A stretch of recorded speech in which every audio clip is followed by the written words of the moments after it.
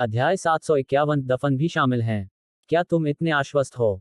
Long जुबान ने हंसते हुए कहा, चाहे मेरी जाति के वे बूढ़े बूढ़े हों या बाहरी दुनिया के दूसरे लोग, हर कोई कहता है कि तुम पवित्र भूमि के बेजोड़ प्रतिभाशाली व्यक्ति हो और तुम वर्तमान युवा पीढ़ी में सबसे मजबूत हो। मुझे इस बात पर बहुत संदेह है और मैं तुम्हारी योग्यता के बारे में बिल्कुल भी आश्वस्त नहीं हूँ। दुर्भाग्य से, जब मैं तुम्हें चुनौती देने के लिए पवित्र भूमि की ओर बढ़ा, तो तुमने कभी मेरी चुनौती का जवाब नहीं दिया। अब जब मुझे आज यहाँ तुमसे मिलने का सौभाग्य मिला है, तो चलो एक मुकाबला करते हैं। मुझे देखने दो कि क्या तुम वास्तव में पवित्र भूमि के नंबर 1 प्रतिभाशाली व्यक्ति के रूप में अपनी प्रतिष्ठा के लायक हो। आप सभी दूसरों में से एक को चुनें।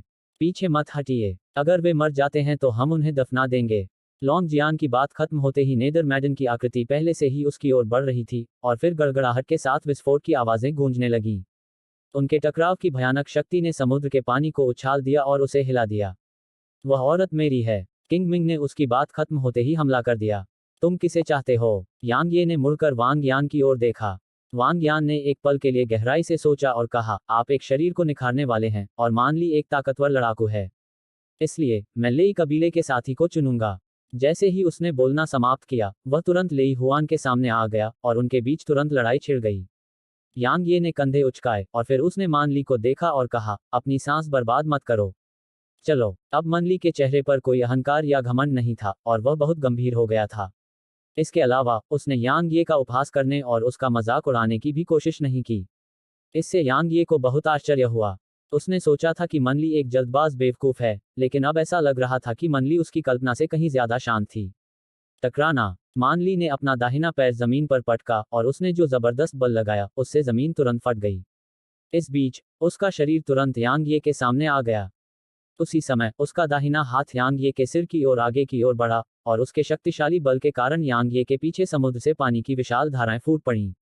ठीक जब मानली की मुट्ठी यांग ये से केवल कुछ दर्जन सेंटीमीटर दूर थी, यांग ये ने अपनी फटी हुई हथेली को उलट दिया और बर्फ की ढाल उसकी मुट्ठी में दिखाई दी, इससे पहले कि वह उसे ऊपर उठाता।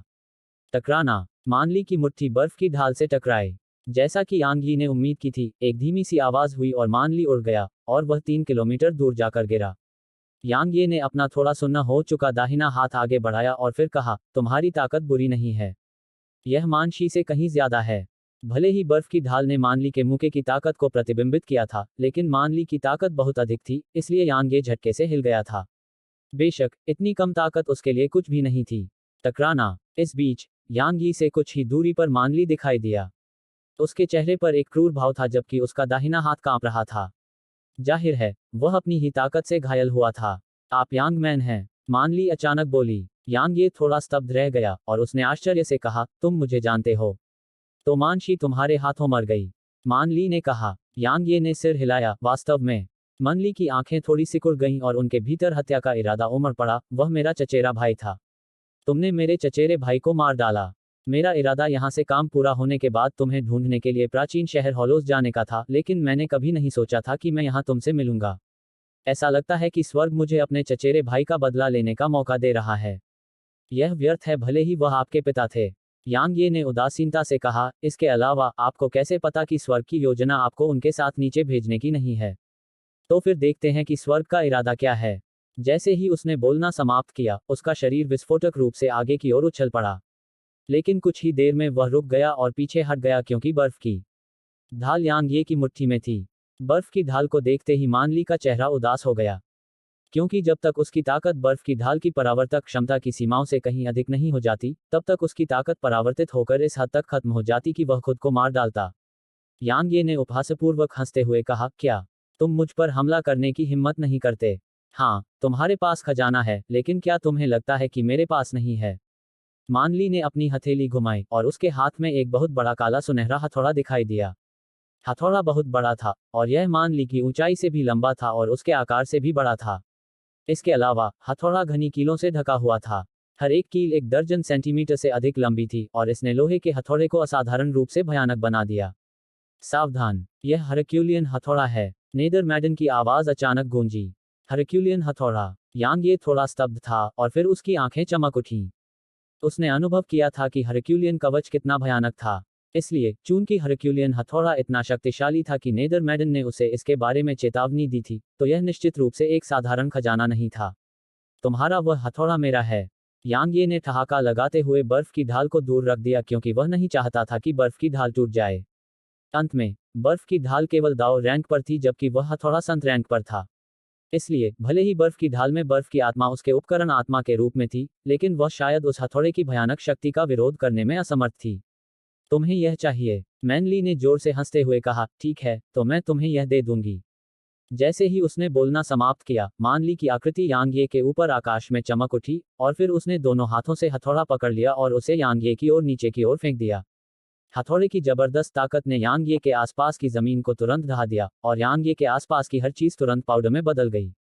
हालांकि यांगये ने इसके खिलाफ कोई बचाव करने की कोशिश नहीं की। उसका चेहरा चमक उठा और एक प्रकाश की किरण में बदल गया जो दूर की ओर चली गई।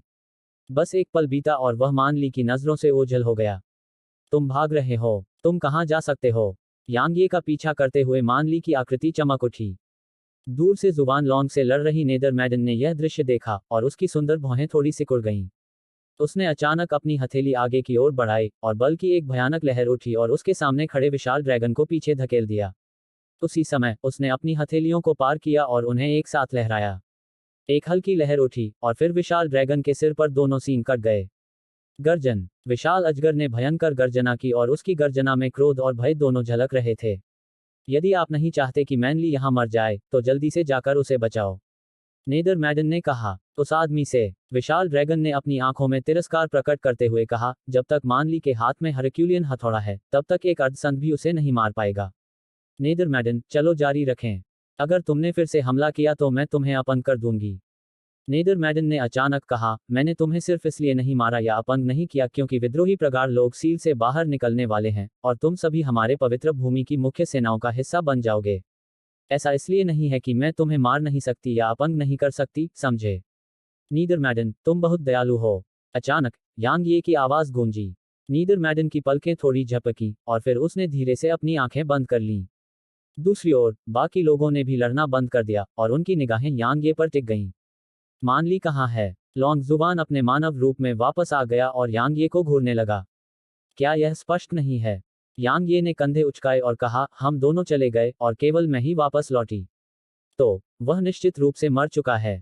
मानली बेशक मर चुका था, क्योंकि यांगये ने नेदरमैडन और अन्य लोगों को छोड़ने के बाद स्वाभाविक रूप से अपनी ताकत छिपाना बंद कर दिया था, और उसने दमन के पत्थर और अपने तलवार सेवक मान युआन का उपयोग किया।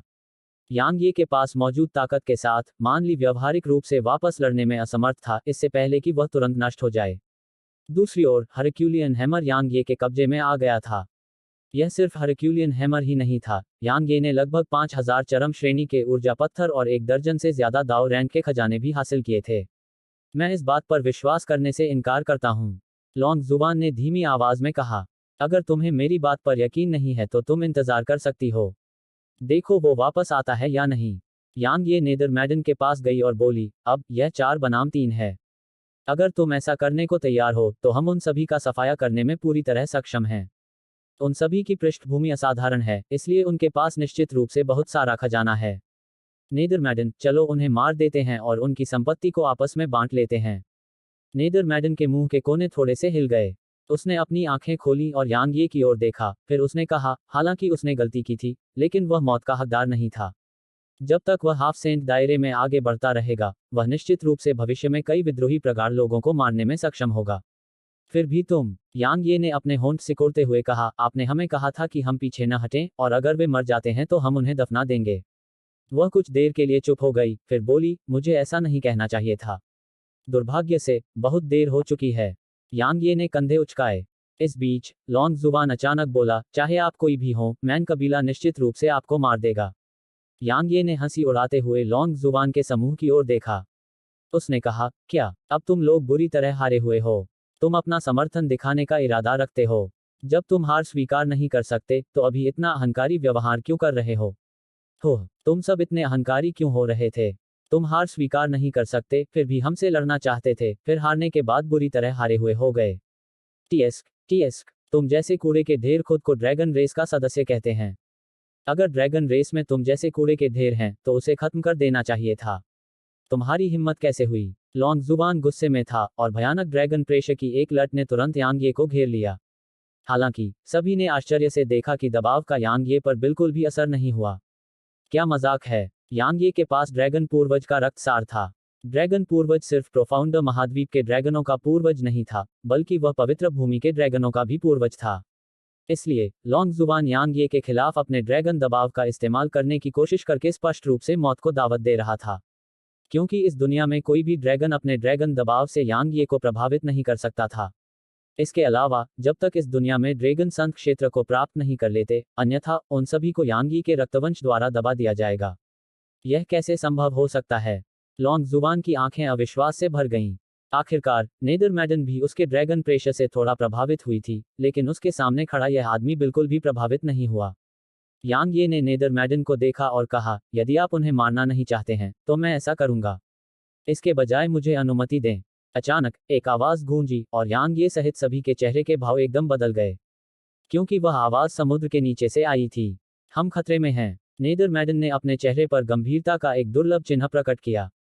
टकराना। ठीक इसी समय जिस जमीन पर वे खड़े थे वह अचानक ढह गई, और फिर समुद्र से पानी की अनगिनत धाराएं निकली और उन सभी को पाताल महासागर में बहा ले गईं। अध्याय 752 पवित्र हॉल के 10 युद्ध जनरल। अचानक हुई इस घटना ने सभी को आश्चर्यचकित कर दिया। बेशक वे कोई साधारण व्यक्ति नहीं थे, इसलिए जब वे समुद्र में बह गए तो उन्होंने अपनी पूरी क्षमता का इस्तेमाल करके जवाबी हमला किया। जब वे मुक्त होने के लिए संघर्ष करने ही वाले थे तो समुद्र की तलहटी से अचानक एक बहुत बड़ा चूषण बल उत्पन्न हुआ और उसने उन्हें तुरंत समुद्र की गहराई में खींच लिया। उनके नीचे डूबने के बाद समुद्र की सतह एक बार फिर शांत हो गई। यांग ये ने धीरे धीरे अपनी आंखें खोलीं और जब उसने अपने सामने का दृश्य स्पष्ट रूप से देखा तो उसके हाव भाव में काफी बदलाव आया। इस समय उसके पैरों के नीचे एक काला घेरा था और उसमें से काले धागों की लंटें निकल रही थी जो उसके चारों ओर लिपटी हुई थीं। इसने उसे पूरी तरह से एक पकौड़े की तरह लपेट लिया। बेशक सबसे महत्वपूर्ण बात, उसने महसूस किया कि उसकी गहन ऊर्जा पूरी तरह से मृत्यु के समान स्थिर थी और वह इसे बिल्कुल भी प्रसारित नहीं कर सकता था। नेदरमैडन और अन्य लोग उसके चारों ओर थे और उसकी तरह उनके पैरों के नीचे भी काले घेरे थे। तुम जाग रहे हो, नेदरमैडन अचानक बोली। यांग ये ने आसपास के माहौल पर नजर डाली और उसने पाया कि सिर्फ नेदरमैडन ही जाग रही थी। बाकी लोगों की आंखें कसकर बंद थीं और ऐसा लग रहा था कि वे सो रहे हैं। यह ठीक है, वे थोड़ी देर में जाग जाएंगे, नेदरमैडन ने कहा। यांग ये ने हल्के से सिर हिलाया और फिर उसने आसपास के माहौल पर नजर डाली। इस समय वे अभी भी समुद्र के तल पर थे। हालांकि किसी अज्ञात कारण से उनके आसपास का समुद्री पानी इस क्षेत्र तक नहीं पहुंच पा रहा था। इसलिए लगभग 3 किलोमीटर का यह क्षेत्र अंतरिक्ष की एक जेब की तरह था जो पूरी तरह से पानी से मुक्त था। वहां देखो, नेदरमैडन ने अचानक कहा। यांग ये ने अपनी नजर घुमाई और देखा कि कुछ ही दूरी पर 9 पत्थर के ताबूत हैं। पत्थर के ताबूत लोहे की जंजीरों से बंधे थे जो खंभों की तरह मोटे थे, और जंजीरों पर तरह तरह के अजीबोगरीब तावीज भी लगे हुए थे। इसके अलावा एक काले रंग का लबादा पहने आदमी जिसके हाथ में एक बड़ी तलवार थी, उन सभी ताबूतों के सामने खड़ा था। क्या यह स्थान दूसरों की साधना को दबाने में सक्षम नहीं है? वे काले वस्त्र पहने कठपुतलियां अभी भी अर्धसंत क्षेत्र में क्यों हैं? यांग ये ने पूछा। वे अब जीवित नहीं हैं, नेदरमैडन ने कहा। तुम दोनों बहुत जल्दी जाग गए। यांग ये बोलने ही वाली थी कि अचानक एक आवाज गूंजी। यांग ये और नेदरमैडन के हाव भाव बदल गए और उन्होंने दाईं ओर पत्थर के ताबूत की ओर देखा क्योंकि आवाज वहीं से आई थी। आप कौन हैं? नेदरमैडन ने धीमी आवाज में पूछा। मैं तुम्हारा पूर्वज हूं, ताबूत के भीतर वाला फिर बोला। पूर्वज? यांग ये के मुंह के कोने हिल गए और उसने नेदरमैडन को देखा। नेदरमैडन की भौहें और भी अधिक सिकुड़ गईं जब उसने कहा, क्या आपको लगता है कि मैं आप पर विश्वास करूंगी? ताबूत के भीतर मौजूद व्यक्ति ने कहा, पवित्र हॉल के पहले पवित्र भगवान गुतियान थे। उनके अधीन 10 युद्ध सेनापति थे, लेकिन पवित्र भूमि ने विद्रोही दीप शिखरों को दबा दिया, जिसके बाद वे 10 युद्ध सेनापति गायब हो गए। है न? नेदरमैडन कुछ देर चुप रही, फिर उसने पूछा, उनके नाम क्या थे? हे, छोटी लड़की, तुम अभी भी मुझ पर विश्वास करने से इनकार करती हो। कोई बात नहीं, मैं तुम्हें जवाब बताता हूँ। बहुत से लोग अपने नामों से बिल्कुल अनजान थे क्योंकि बाहरी दुनिया को सिर्फ उनके पद ही पता थे, और मैं 9वें युद्ध का जनरल हूँ। मेरा उपनाम ली था। अगर कुछ अप्रत्याशित नहीं हुआ है तो पवित्र भूमि में एक ली कबीला होना चाहिए, है न? आवाज धीरे धीरे ताबूत से बाहर निकली।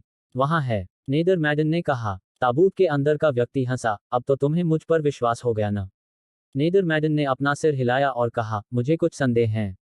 सबसे पहले, चूंकि आप मेरे पवित्र भूमि के वरिष्ठ हैं, तो आपने मेरे पवित्र भूमि के गूढ़ व्यक्तियों को क्यों मारा? दूसरे, प्राचीन काल के संतों जैसे दुर्जेय अस्तित्व भी 100,000 वर्षों तक जीवित रहने में सक्षम नहीं थे। भले ही आप सभी इतने सालों पहले संत थे, लेकिन आप सभी के लिए 100,000 वर्षों तक जीवित रहना असंभव है। कुछ प्राकृतिक खजानों के अलावा केवल विद्रोही गूढ़ व्यक्ति ही 100,000 वर्षों तक जीवित रहने में सक्षम हैं। ताबूत के अंदर बैठा व्यक्ति चुप हो गया। नेदरमैडन ने आगे कहा, मैंने इन पत्थर के ताबूतों पर प्रतीकों और तावीज़ों को देखा है। क्या तुम जानती हो कि कहाँ? कारावास के शिवालय पर। तो तुम मेरे पवित्र भूमि के वरिष्ठ नहीं हो, बल्कि एक विद्रोही प्रमार्थिक हो, है न? यदि हम अवज्ञाकारी गूढ़ व्यक्ति हैं, तो मैं पवित्र भूमि के भीतर की बातों से कैसे अवगत हो सकता हूँ? ताबूत के भीतर मौजूद व्यक्ति ने कहा। नेदरमैडन ने उत्तर दिया, यही तो मैं सोच रही थी। इसी बीच ताबूत के अंदर से अचानक व्यक्ति बोला, आप सभी जाग रहे हैं न? यांग ये ने पलटकर देखा कि बाकी लोग जाग चुके थे। मैं इस बार आए लोगों को देखकर हैरान था, क्योंकि आप में से हर एक बहुत मजबूत है। आप पहले के उन कूड़े के टुकड़ों से कहीं ज्यादा मजबूत हैं। इसलिए आप सभी मरे नहीं हैं। अब मैं आप सभी को जीने का मौका दूंगा। मैं एक पल में आपकी आज़ादी आपको लौटा दूंगा, और आपका मिशन इस ताबूत पर लगी लोहे की जंजीरों को तोड़ने में मेरी मदद करना है। ताबूत के अंदर मौजूद व्यक्ति ने कहा, बेशक आप सभी अपनी बात से पीछे हट सकते हैं, लेकिन ठीक से देखें और देखें कि यहाँ कितने आधे संत कठपुतलियां हैं। अगर आपको लगता है कि आप 9 आधे संतों से लड़ सकते हैं, तो आप सभी कोशिश कर सकते हैं। जैसे ही आवाज हवा में गूंजना बंद हुई, यांग यी और अन्य के नीचे के काले घेरे तुरंत गायब हो गए, और फिर वे अपनी गहन ऊर्जा प्रसारित कर सके। ये लोहे की जंजीरें बहुत मजबूत हैं। ये आप में से किसी की कल्पना से भी कहीं ज्यादा मजबूत हैं। इसलिए आपको उन्हें तोड़ने के लिए मिलकर काम करना होगा। बेशक आप सभी तभी जीवित रह पाएंगे जब आप लोहे की जंजीरों को तोड़ देंगे, आवाज ने कहा। क्या मजाक है? इस बीच लॉन्ग जुबान अचानक ठंडे स्वर में बोला, अगर हम लोहे की जंजीरों को तोड़ भी दें तो भी हमारे पास जीने का मौका नहीं होगा, है ना? स्वूश! अचानक 9 काले वस्त्रधारी अर्ध संत यांग यी और अन्य लोगों के चारों ओर प्रकट हुए, और उन्होंने उन्हें घेर लिया। क्या आप सभी के पास कोई विकल्प है? आवाज एक बार फिर गूंजी। अभी पवित्र हॉल में वापस लौटो। हमारा मिशन पूरा हो गया है। जैसे ही नेदरमैडन ने बोलना समाप्त किया, उसने अपना दाहिना हाथ उठाया और उसे एक बार फिर तेजी से दबाया। अचानक सफेद रोशनी की एक किरण निकली और उन सभी अर्ध संतों को पीछे धकेल दिया। उसी समय उसकी आकृति चमकी और मौके पर ही गायब हो गई। यांग ये, वांग यान और किंग मिंग भी धीमे नहीं थे। नेदरमैडन के हमला करने के तुरंत बाद वे आसमान में उड़ गए और दूरी की ओर बढ़ते हुए उन्होंने अपनी गति को अधिकतम तक बढ़ा दिया। उनके लिए उन पत्थर के ताबूतों को अपने साथ ले जाना स्पष्ट रूप से असंभव था, क्योंकि उनके लिए उन 9 अर्ध संतों को हराना बिल्कुल असंभव था। ताबूत के भीतर रहस्यमय व्यक्ति का तो कहना ही क्या। भागने की कोशिश कर रहे हो? तुम सब सपना देख रहे हो। जैसे ही उसने कहा, एक बार फिर एक शक्तिशाली चूषण बल दिखाई दिया, और फिर उनकी गति तुरंत धीमी हो गई। इसके अलावा उन्होंने पीछे खींचे जाने के संकेत भी दिखाए। रिवर्स! नेदरमैडन ने अचानक उग्रता से दहाड़ लगाई, और फिर यांग ये और अन्य लोगों ने महसूस किया कि चूषण बल एक प्रणोदक बल में बदल गया, और इसने उन्हें 3 किलोमीटर दूर धकेल दिया। उसके बाद उन्हें वहां से गायब होने में बस एक पल लगा। यिन और यांग का उल्टा होना। काफी समय बीतने के बाद समुद्र की गहराई से एक आवाज आश्चर्य से बुदबुदाई। Dot dot dot. जैसे ही वे समुद्र से बाहर निकले, वे समुद्र से 300 मीटर दूर चले गए और अंततः रुक गए। कितना भयानक! वांग यान सबसे पहले बोलने वाले थे, और उन्होंने कहा, वह चूषण बल वास्तव में काफी भयानक था। अगर महारानी न होती, तो हम शायद असहाय होते, भले ही हमने उन 5 तत्व दिव्य तावीजों को सक्रिय कर दिया होता। बाकी लोगों ने सहमति में सिर हिलाया। यहां तक कि लॉन्ग जुबान भी अपवाद नहीं था। इस समय उसे आखिरकार एहसास हुआ कि नेदरमैडन कितनी भयानक थी, क्योंकि अभी अभी उसे लगभग वापस नीचे खींच लिया गया था, और अगर वह अपने असली रूप में वापस आ भी गया तो भी यही होगा। हालांकि नेदरमैडन सक्शन फोर्स से बचने में सफल रही और उन्हें अपने साथ बाहर भी ले आई। इससे उसे यह एहसास हुआ कि वह नेदरमैडन से कहीं अधिक हीन है। इस समय यांग ये काफी हैरान था, क्योंकि वह अपनी असली ताकत से उस सक्शन फोर्स से बच सकता था, लेकिन वह इसे नेदरमैडन की तरह आसानी से पूरा नहीं कर सकता था। लेकिन वह केवल एक साथ दायरे में थी। कहने की जरूरत नहीं है, वह महाद्वीप पर अब तक की सबसे राक्षसी प्रतिभा थी। पत्थर के ताबूत के भीतर जो व्यक्ति है, वह कम से कम एक मध्यम श्रेणी का अर्धसंत है। वह ऐसा व्यक्ति नहीं है जिससे हम लड़ सकें। इसलिए ताबूतों को अपने साथ ले जाना असंभव है। हालांकि मिशन ने हमें ताबूतों को वापस लाने पर जोर नहीं दिया। हमें ताबूतों के भीतर लोगों की पृष्ठभूमि के बारे में पता चल गया है, इसलिए हमारा मिशन पूरा माना जा सकता है। अब इसे हल करना पवित्र हॉल पर निर्भर है। चलो वापस चलते हैं, नेदरमैडन ने कहा। अभी के लिए धन्यवाद। इस बीच लॉन्ग जुबान अचानक बोला, नेदरमैडन ने लॉन्ग जुबान की ओर देखा और कहा, मुझे लगता है कि तुम सभी उन 9 पत्थर के ताबूतों के लिए भी यहाँ आए हो। हालांकि मुझे यकीन है कि तुम लोगों को एहसास हो गया होगा कि तुम सभी के पास जो ताकत है उससे उन ताबूतों को ले जाना असंभव है। इसलिए बस वापस जाओ। लॉन्ग जुबान ने कहा, मैं स्वाभाविक रूप से उन ताबूतों को फिर से लेने की कोशिश नहीं करूंगा। हालांकि जब वह इस बिंदु पर बोल रहा था तो उसने यांग ये को देखा, उसने मानली को मार डाला। मैं उस मामले को ऐसे ही नहीं छोड़ सकता। अगर तुम मरना नहीं चाहती तो अभी भाग जाओ, नहीं तो मेरे जाने के बाद तुम जीने का सपना देख सकती हो। नेदरमैडन ने अचानक ठंडे स्वर में कहा। लॉन्ग जुबान की अभिव्यक्ति काफी भद्दी थी, लेकिन उसने नेदरमैडन से बात करने की हिम्मत नहीं की क्योंकि वह स्पष्ट रूप से नाराज थी। इसलिए उसने एक गहरी सांस ली और फिर उसने यांग ये को घूरते हुए कहा, मैं इस बार उसकी महारानी का सामना करूंगा। उसका चेहरा चमक उठा और उसके समूह के अन्य 2 लोगों के साथ गायब हो गया। लॉन्ग जुबान के समूह के चले जाने के बाद नेदरमैडन ने कहा, चलो चलें। इस बीच यांग ये अचानक बोला, मुझे कुछ काम है। आप सभी आगे बढ़ सकते हैं। नेदरमैडन ने मुड़कर यांग ये को देखा। कुछ देर बाद उसने कहा, क्या तुम उन्हें नहीं छोड़ सकते?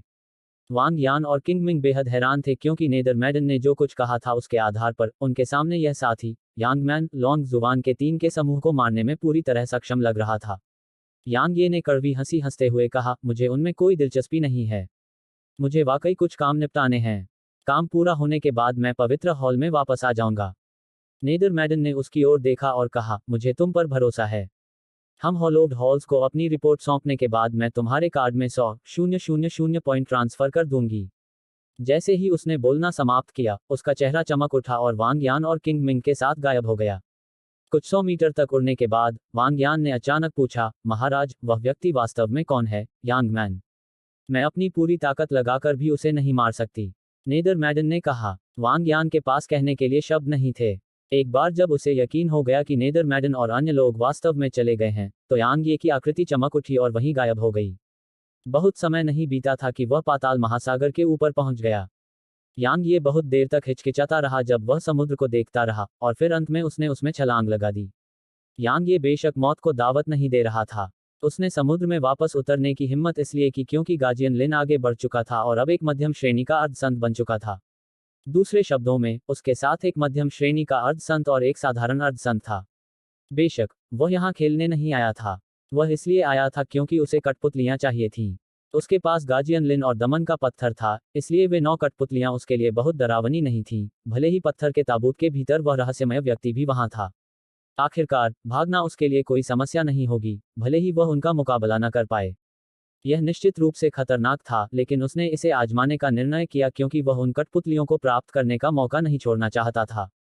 कुछ ही समय में यांग ये 9 पत्थर के ताबूतों के सामने आ गया। तुमने मुझे सचमुच आश्चर्यचकित कर दिया है। यांग ये अभी यहाँ पहुंचा ही था कि उस पत्थर के ताबूत के भीतर से एक आवाज गूंजी। यांग ये ने कहा, चलो एक सौदा करते हैं। अचानक वे 9 कठपुतलियां यांग ये के चारों ओर प्रकट हुईं और उन्होंने उसे घेर लिया। मुझे देखने दो कि क्या तुम मेरे साथ सौदा करने के योग्य हो। पत्थर के ताबूत के भीतर से धीरे धीरे एक आवाज आई। यांग ये ने अपना दाहिना हाथ हिलाया और फिर गार्जियन लिन उसके पास आया। उसने पूछा, क्या अब मैं योग्य हूँ? एक मध्यम श्रेणी की अर्धसंत कठपुतली। पत्थर के ताबूत के भीतर से आई आवाज में सदमे का भाव था। तुम ताबूत से भागना चाहते हो और मुझे ये अर्धसंत कठपुतलियां चाहिए। उन्हें मुझे दे दो और मैं अपने पास मौजूद इस अर्धसंत कठपुतली को उस पत्थर के ताबूत पर लगी लोहे की जंजीरों को तोड़ने का आदेश दूंगा। यह बहुत आसान काम है। तुम क्या सोचते हो? यांग ये ने पूछा। 9 बहुत ज्यादा है, मैं तुम्हें ज्यादा से ज्यादा 2 दूंगा। पत्थर के ताबूत के अंदर से आवाज आई। यांग ये ठंडी हंसी हंसा। उसने एक भी शब्द नहीं कहा और फिर पलटकर चला गया। 5, यही सबसे ज्यादा है जो मैं तुम्हें दूंगा। आवाज एक बार फिर गूंजी। यांग ये ने रुककर बात नहीं की और चलते हुए बोला, क्या वे कठपुतलियां ज्यादा महत्वपूर्ण हैं या आपकी आजादी ज्यादा महत्वपूर्ण है? आप खुद ही सोचिए। ठीक है, वे लोग पवित्र हॉल में वापस चले गए हैं। अगर मैं गलत नहीं हूं, तो पवित्र हॉल के शीर्ष विशेषज्ञों के आने में ज्यादा समय नहीं लगेगा। उस समय आपका जीवित रहना भी एक समस्या होगी। ताबूत के अंदर से आवाज आई, तुम जीत गए। यांग ये ने हिलना बंद कर दिया और उसके मुंह के कोनों पर एक मुस्कान उभर आई।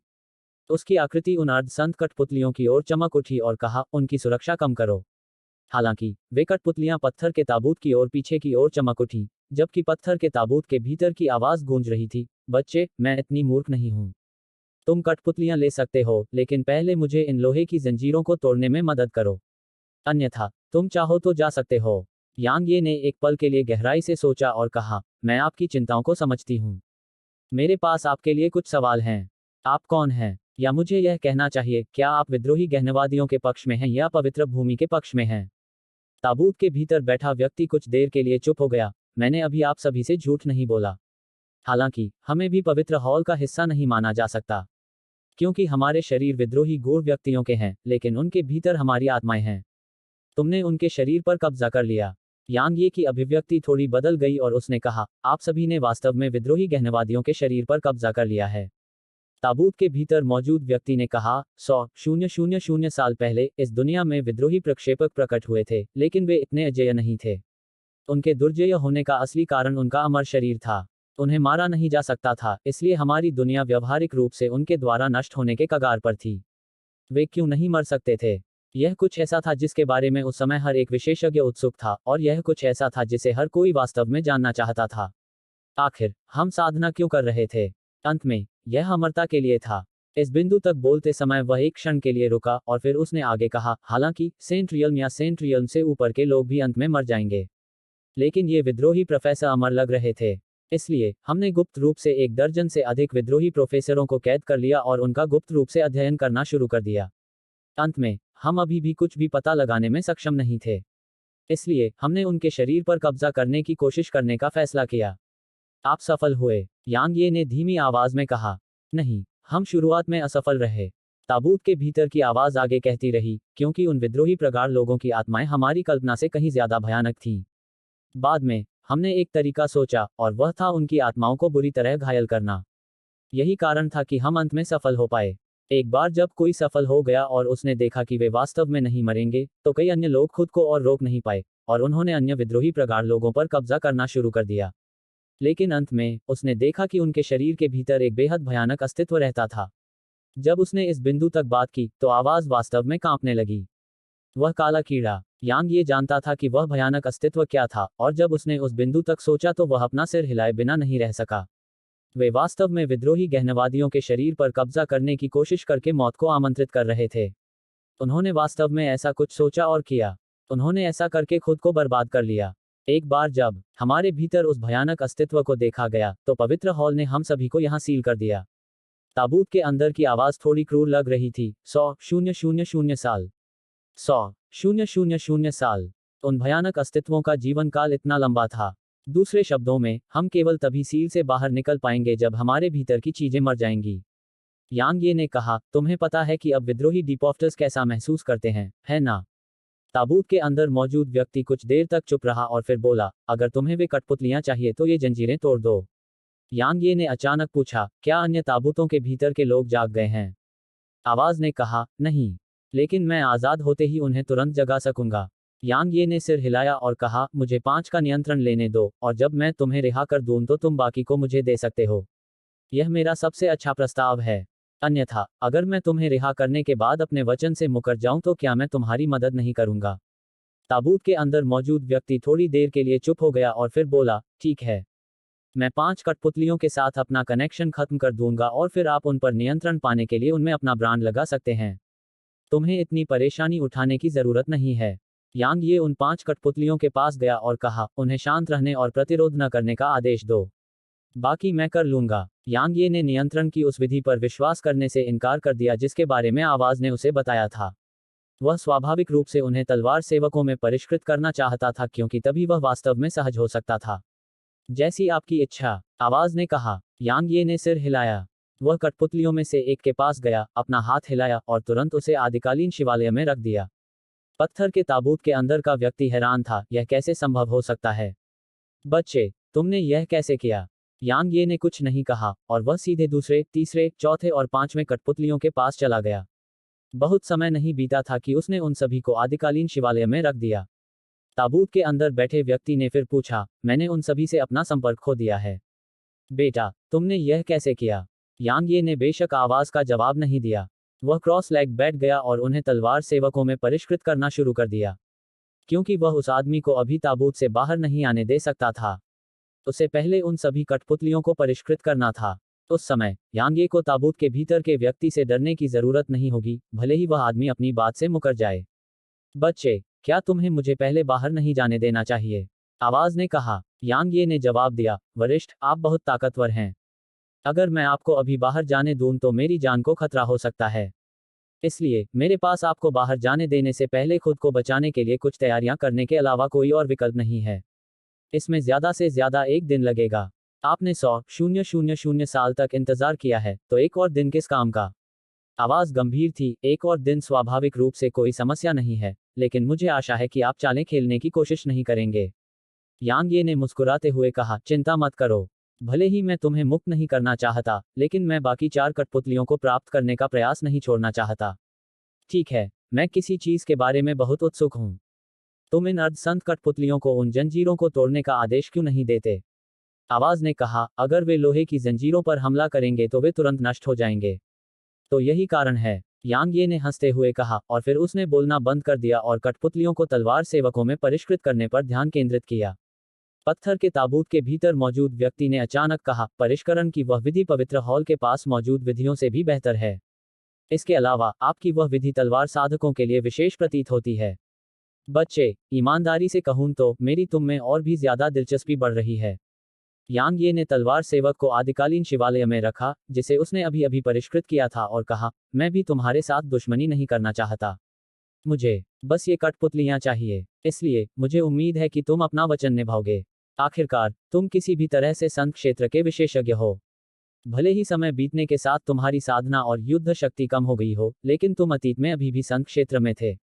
इसलिए मैं तुम्हारे साथ इस सौदे को पूरा करने के अपने इरादों में वास्तव में ईमानदार हूं। ताबूत के अंदर से आवाज गूंजी, मैं भी बहुत ईमानदार हूं। यांग ये मुस्कुराया और फिर उसने अपना सारा ध्यान अगली कठपुतली पर लगा दिया। यहां लौटने के लिए उसने जो जोखिम उठाया था, वह स्वाभाविक रूप से इसलिए था क्योंकि वह इन अर्धसंत कठपुतलियों को अपने कब्जे में लेना चाहता था। अब उसने अपनी जरूरत के हिसाब से अंक हासिल कर लिए थे, और वह किसी भी समय कारावास के शिवालय की ओर जा सकता था। लेकिन वह अच्छी तरह से जानता था कि भले ही उसे मध्यम श्रेणी के अर्धसंत की सहायता मिल जाए, फिर भी उसके लिए तलवार के अग्रदूत को अपनी मौजूदा ताकत से जब्त करना बेहद मुश्किल होगा। अभी अपनी ताकत बढ़ाने के बारे में सोचना वास्तव में यथार्थवादी नहीं था। इसलिए उसके पास और भी अधिक अर्धसंत तलवार सेवकों को प्राप्त करने के अलावा कोई और विकल्प नहीं था, क्योंकि तभी उसे तलवार आत्मा के मुख्य शरीर को बचाने का मौका मिलेगा। ताबूत के भीतर का व्यक्ति उस समय तक एक भी शब्द नहीं बोला जब तक वह अन्य कठपुतलियों को तलवार सेवकों में बदल रहा था। लेकिन यांग ये जानता था कि उस व्यक्ति का ध्यान हर समय उस पर केंद्रित था। इसके अलावा अन्य 4 अर्धसंत कठपुतलियां भी उसके चारों ओर पहरे पर खड़ी थीं। धीरे धीरे समय ऐसे ही बीतता गया।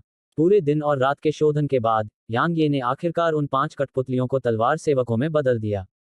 बधाई हो। इस बीच ताबूत के भीतर से आवाज एक बार फिर गूंजी। यांग ये मुस्कुराया और उसने अपनी सांस बिल्कुल भी बर्बाद नहीं की।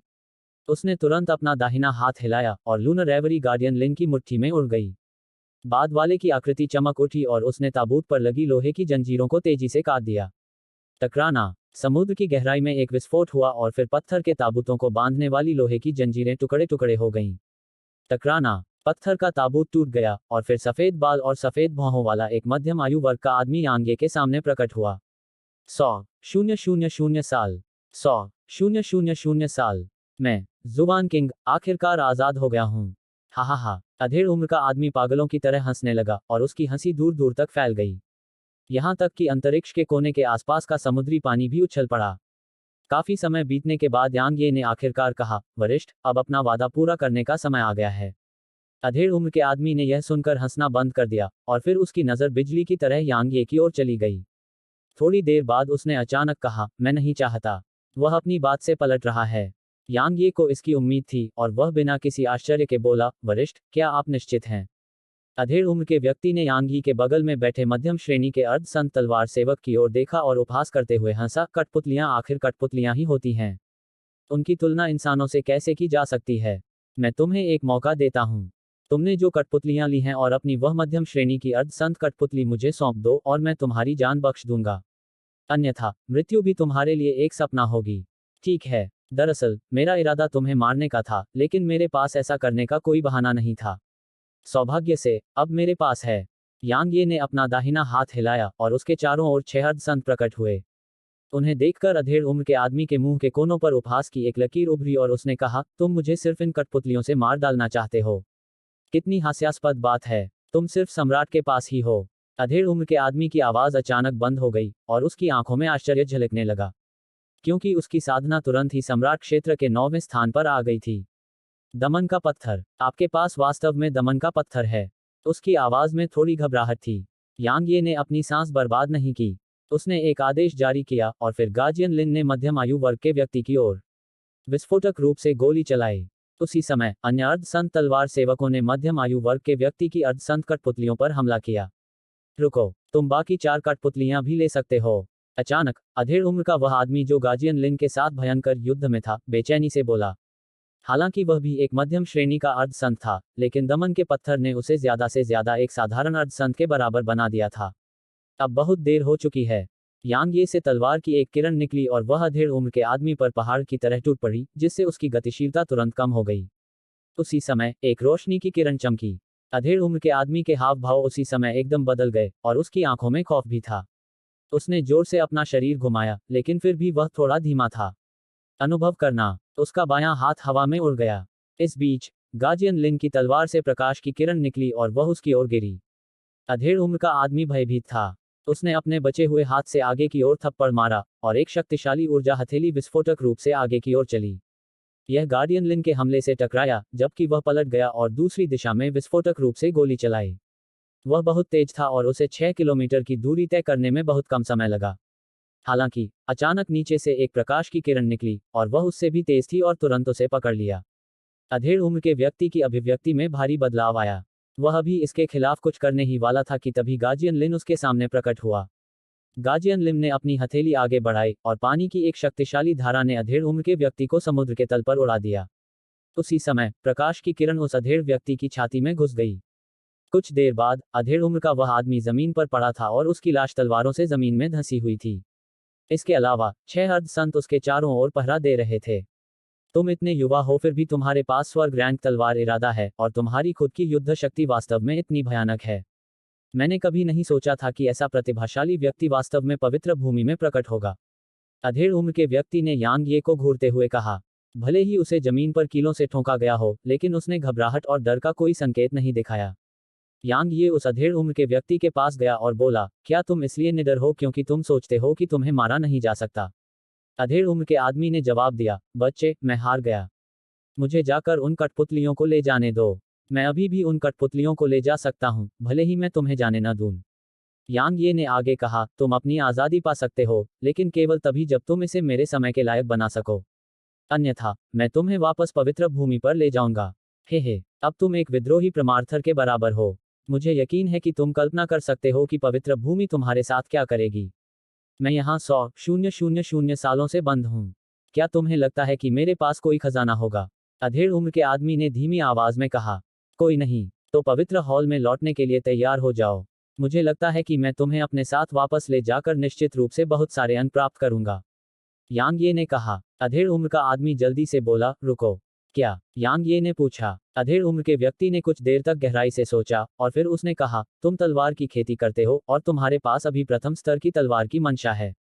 हालांकि यह मजबूत है, लेकिन यह अर्धसंतों को ज्यादा प्रभावित नहीं करती है।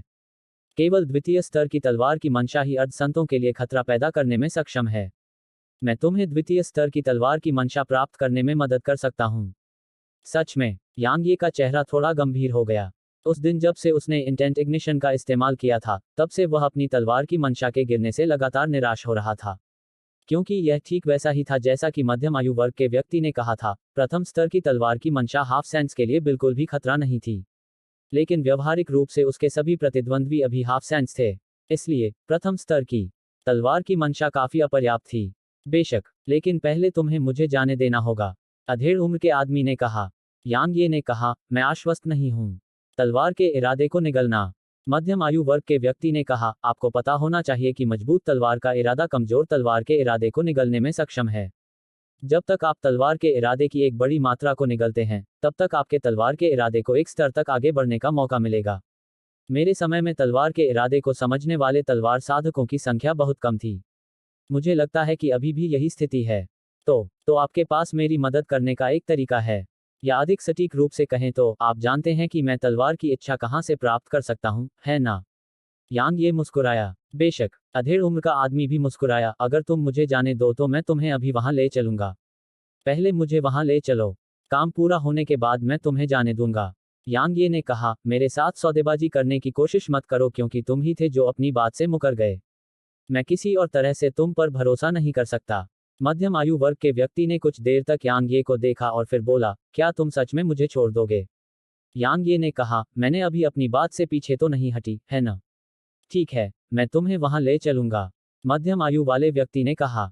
यांग ये मुस्कुराया और फिर वह अन्य 8 पत्थर के ताबूतों को लेने के इरादे से मुड़ा। उसने कहा, तुम्हारे अंदर की वह चीज मरने में और कितना समय लगेगा? अधेड़ उम्र के व्यक्ति ने जवाब दिया, मुझे लग रहा है कि यह कमजोर हो रहा है। ज्यादा से ज्यादा 2 महीने में यह गायब हो जाएगा। यांग ये ने कहा, दूसरे शब्दों में, क्या आप सभी 2 महीने में सामान्य व्यक्ति बन जाएंगे? मध्यम आयु वाले व्यक्ति ने उत्तर दिया, कुछ कुछ। यांग ये ने सिर हिलाया और फिर उसने अपना दाहिना हाथ हिलाया और सभी 8 पत्थर के ताबूत ले लिए। बेशक, उसने उन्हें आदिम शिवालय में नहीं बल्कि प्राचीन म्यान में रखा था। उसने मूल रूप से मध्यम आयु वर्ग के व्यक्ति को तलवार सेवक में परिष्कृत करने का इरादा किया था, लेकिन अंत में उसने यह विचार त्याग दिया क्योंकि वह काला कीड़ा बहुत भयानक था और वह मौत को आमंत्रित नहीं करना चाहता था। हालांकि अगर वे काले कीड़े मर जाते तो क्या यह पूरी तरह से अलग कहानी नहीं होती? काले कीड़े मर जाने के बाद वह उन्हें तलवार सेवकों में बदल सकता था। पत्थर के ताबूतों में मौजूद हर एक व्यक्ति कम से कम एक मध्यम श्रेणी का अर्धसंत था। इसलिए अगर वह उन्हें तलवार सेवकों में बदल देता तो यह 9 मध्यम श्रेणी के अर्धसंत और 10 साधारण अर्धसंत होने के बराबर होता। तुम क्या कर रहे हो? मध्यम आयु वाले व्यक्ति ने गहरी आवाज में पूछा। वे बुरे नहीं लगते, इसलिए मैं उन्हें देने का इरादा रखता हूँ। क्या क्या मैं ऐसा नहीं कर सकता? यांग ये ने मध्यम आयु वर्ग के व्यक्ति की ओर उदासीनता से देखा। मध्यम आयु वर्ग के व्यक्ति ने यांग ये की ओर देखा और एक शब्द भी नहीं बोला। यांग ये ने अपने दिल में एक आदेश जारी किया और तलवारें जो अधेड़ उम्र के आदमी को जमीन पर कीलों से ठोंक रही थीं, तुरंत उसकी ओर उड़ चलीं। उसने कहा, मुझे उम्मीद है कि इस बार तुम ईमानदार होगे, अन्यथा मैं गारंटी देता हूं कि तुम पछताओगे। मध्यम आयु वर्ग के व्यक्ति ने यांग ये को देखते हुए कहा, अगर यह आमने सामने की लड़ाई है तो मैं तुम्हारे जैसे 100 लोगों से लड़ सकता हूं। यांग ये ने हंसते हुए जवाब दिया, अगर मैं भी तुम्हारे जितना लंबा जीवन जीता तो मैं तुम्हारे जैसे किसी को एक नज़र में ही मार सकता था। खैर, यह सब बकवास बंद करो। वर्तमान स्थिति ऐसी है कि अगर तुमने हमला करने की हिम्मत की तो हम 8 लोग तुम पर हमला करेंगे, इसलिए अगर तुम्हें लगता है कि तुम अकेले 8 लोगों से लड़ सकते हो तो बेझिझक ऐसा करो। अधेड़ उम्र के आदमी ने यांग ये की तरफ देखा। वह एक भी शब्द नहीं बोला और बस समुद्र की गहराई की ओर बढ़ गया। यांग ये ने स्वाभाविक रूप से उसका पीछा किया। वे जितने गहरे गए उतना ही अधिक दबाव यांग ये पर पड़ने लगा और उसे ऐसा लगने लगा कि जैसे 1 दर्जन से अधिक पहाड़ उस पर दबाव डाल रहे हैं और लगभग उसका दम घुट रहा है। अधेड़ उम्र का आदमी आगे बढ़ रहा था। बेशक, अधेड़ उम्र के आदमी के इर्द गिर्द 7 अर्धसंत तलवार सेवक थे। अगर तुम पकड़ नहीं सकते तो अपनी कठपुतलियों से मदद मांगो, नहीं तो तुम यहाँ पानी के दबाव से कुचलकर मर सकते हो। अधेड़ उम्र के आदमी ने बार बार यांग यी की तरफ देखा और कहा, अपनी इज्जत खोने से मत डरो। मेरी जानकारी के अनुसार अतीत में यहाँ प्रशिक्षण लेने आए सभी तथाकथित प्रतिभाशाली लोग कभी इतनी गहराई तक नहीं पहुँच पाए। इस बिंदु तक बोलते समय अधेड़ उम्र के व्यक्ति के हाव भाव अचानक बदल गए और यांग यी की ओर उसकी नज़र अत्यंत गंभीर हो गई। उसने कहा, आप वास्तव में किसी भी गहन ऊर्जा का उपयोग नहीं कर रहे हैं और दबाव का विरोध करने के लिए केवल अपने शरीर पर निर्भर हैं। यांग ये ने अधेड़ उम्र के व्यक्ति को कोई जवाब नहीं दिया। उसने आसपास के माहौल पर नजर डाली और कहा, यह प्रशिक्षण के लिए काफी अच्छी जगह है। दबाव का विरोध करने के लिए अपने शरीर की ताकत का अकेले इस्तेमाल करते हुए उसने महसूस किया कि उसके भीतर एक बढ़िया बदलाव हो रहा था। हालांकि यह बहुत छोटा था, फिर भी यह उसके लिए बहुत चौंकाने वाला था, क्योंकि उसका शरीर इस समय अत्यंत भयावह स्थिति में था और साधना के सामान्य तरीके उसे थोड़ा भी सुधारने में असमर्थ थे। फिर भी वह महसूस कर पा रहा था कि उसका शरीर यहाँ सुधर रहा है। चूंकि यह मेरे शरीर की ताकत में सुधार कर सकता है, क्या यह मेरी तलवार की मंशा के लिए भी ऐसा कर सकता है? यांग ये ने इस बिंदु तक सोचते हुए एक पल के लिए संकोच किया और फिर उसने अपनी 11वीं स्तर की तलवार की मंशा को छोड़ दिया और इसे आसपास के पानी के दबाव का लगातार विरोध करने दिया। मध्यम आयु वर्ग के व्यक्ति ने आगे बढ़ने से पहले यांग ये पर एक गहरी और लंबी नजर डाली। ठीक इसी तरह वे लगभग 1 घंटे तक चलते रहे, जबकि उनके चारों ओर पानी का दबाव और भी मजबूत होता गया। अंत में यांग ये को सांस लेने में भी तकलीफ होने लगी। हालांकि उसकी आंखें उत्साह से चमक उठी क्योंकि उसे लगा कि उसकी तलवार की मंशा आगे बढ़ने के संकेत दे रही थी। क्या अजीब बात है। अधेड़ उम्र का आदमी बहुत हैरान था क्योंकि यहाँ पानी का दबाव अर्धसंतों के लिए भी खतरा था। ठीक इसी समय की तरह उसके आसपास के अर्ध संतों के तलवार सेवक अब बहुत धीमी गति से आगे बढ़ रहे थे। वे लगभग 2 घंटे तक यात्रा करते रहे और फिर उनकी दृष्टि में एक महल दिखाई दिया। अचानक अधेड़ उम्र के आदमी की भौहें तन गईं और उसने महल के प्रवेश द्वार की ओर देखते हुए कहा, वह उन्मुक्त यहाँ था। वह उन्मुक्त, यह क्या है? टकराना। अचानक अधेड़ उम्र के आदमी के पीछे से एक विस्फोट की आवाज आई। उसने जल्दी से पलटकर देखा कि यांग यी के आसपास का पानी ऐसा लग रहा था जैसे उन पर किसी तरह का भयानक हमला हुआ हो और वे पीछे की ओर बह गए। कुछ ही देर में यांग यी के आसपास एक खाली जगह दिखाई देने लगी जो पूरी तरह से पानी से रहित थी। 12वें स्तर की तलवार की मंशा। यह कैसे संभव हो सकता है? आप तलवार की नीयत के 12वें स्तर तक कैसे पहुंच सकते हैं? मध्यम आयु वर्ग के व्यक्ति की आंखें अविश्वास से भर गईं। यांग ये ने एक सांस अंदर खींची और उसके चारों ओर तलवार की तरह दिखने वाली भौतिक इच्छा तुरंत उसके शरीर में वापस आ गई। ऐसा होते ही समुद्री पानी ने तुरंत उसे घेर लिया।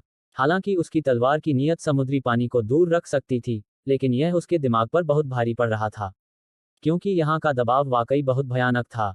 यांग ये के चेहरे पर उत्साह की हल्की मुस्कान दिखाई दी। 12वीं स्तर की तलवार की मंशा। मैं स्वर्ग रैंक की तलवार की मंशा के दूसरे स्तर पर वापस आ गया हूँ। अब से मेरी तलवार की मंशा आधे संतों को भी दबाने में सक्षम होगी। आप इतनी आसानी से 12वें स्तर की तलवार की मंशा कैसे प्राप्त कर सकते हैं? मध्यम आयु वर्ग का व्यक्ति अभी भी हैरान था। आखिरकार स्वर्ग रैंक प्राप्त करने के बाद तलवार की मंशा के उच्च स्तर को प्राप्त करने की कठिनाई को स्वर्ग पर चढ़ने जितना ही कठिन बताया जा सकता है। हालांकि यांग ये ने वास्तव में इसे इतनी आसानी से पूरा कर लिया था। यांग ये स्वाभाविक रूप से मध्यम आयु वर्ग के व्यक्ति को यह नहीं बताएगा कि उसके पास पहले 12वें स्तर की तलवार की मंशा थी। शायद दूसरे स्तर की स्वर्ग रैंक की तलवार की मंशा प्राप्त करना दूसरों के लिए बेहद मुश्किल था, लेकिन उसने इसे अतीत में प्राप्त किया था। भले ही इसमें गिरावट आई हो, लेकिन उसकी मानसिक स्थिति अभी भी स्वर्ग रैंक की तलवार की मंशा के दूसरे स्तर पर थी। इसलिए यह आश्चर्य की बात नहीं थी कि वह एक बार अवसर मिलने पर इतनी आसानी से 12वें स्तर की तलवार की मंशा प्राप्त कर सकता था। यांग ये ने अपने कपड़े थपथपाए और मध्यम आयु वर्ग के व्यक्ति पर उदासीनता से देखा। क्या द्वितीय स्तर के स्वर्ग रैंक तलवार इरादे को प्राप्त करना इतना मुश्किल है? अधेड़ उम्र का आदमी अवाक रह गया। कुछ समय बाद मध्यम आयु वर्ग के व्यक्ति ने आखिरकार खुद को शांत किया। उसने यांग ये की ओर देखा और कहा, अगर मैं गलत नहीं हूं, तो आपने अतीत में स्वर्ग रैंक तलवार इरादे के दूसरे स्तर को प्राप्त किया था और यह किसी कारण से पहले स्तर पर गिर गया, है न? यांग ये काफी हैरान था। उसे उम्मीद नहीं थी कि अधेड़ उम्र का आदमी यह समझ पाएगा। हालांकि यह समझ में आता था क्योंकि अधेड़ उम्र का आदमी अतीत में एक शीर्ष विशेषज्ञ था। भले ही उसकी साधना में गिरावट आई हो, लेकिन उसकी विवेकशील क्षमता में कोई कमी नहीं आई थी। मध्यम आयु वर्ग के व्यक्ति को तब और भी अधिक झटका लगा जब उसने यांगे को चुपचाप यह स्वीकार करते देखा। उसने इतनी कम उम्र में ही द्वितीय स्तर के स्वर्ग रैंक तलवार के इरादे को समझ लिया था। ऐसी प्राकृतिक प्रतिभा वास्तव में आश्चर्यजनक है। इस बीच यांग ये महल के प्रवेश द्वार पर चला गया। जब उसने महल को करीब से देखा तो उसने देखा कि पहली पंक्ति के बगल में शब्दों की एक और छोटी पंक्ति थी, वह प्रतिबंधित व्यक्ति यहाँ था। अतीत का तलवार संत उल्लेख के लायक कुछ भी नहीं था। मैं अभी भी पूरी दुनिया में अपराजित राज करता हूँ। आज के बाद से इस दुनिया में कोई बंधन नहीं रहेगा। बाहरी स्वर्ग, मैं आ रहा हूँ। अतीत का तलवार संत उल्लेख करने लायक कुछ भी नहीं। अपराजित। अधेड़ उम्र के व्यक्ति ने ठंडी आवाज में कहा, कितना घमंडी। वह बोलते हुए प्रवेश द्वार की ओर चला गया। हालांकि जब वह यांग ये के पास पहुंचा तो उन शब्दों से अचानक तलवार की ऊर्जा की कुछ किरणें निकलीं। वे इतनी तेज थीं कि मध्यम आयु वर्ग का व्यक्ति उन्हें चकमा भी नहीं दे सका, इससे पहले कि वे उसके शरीर में घुस जाएं, और उनकी भयानक शक्ति ने उसे कुछ 100 कदम पीछे धकेल दिया। यांग ये की पुतलियां सिकुड़ गईं और वह हैरानी से उन शब्दों को देखने लगा। इस समय वे शब्द अत्यंत तीखे और भयंकर तलवार की तरह निकल रहे थे। वह अपनी आंखों से इसे देख नहीं सकता था, लेकिन वह इसे स्पष्ट रूप से महसूस कर सकता था। तलवार की मंशा जो 10,000 साल पहले पीछे छोड़ दी गई थी, क्या वास्तव में एक मध्यम श्रेणी के अर्ध संत को वापस उड़ा दिया गया?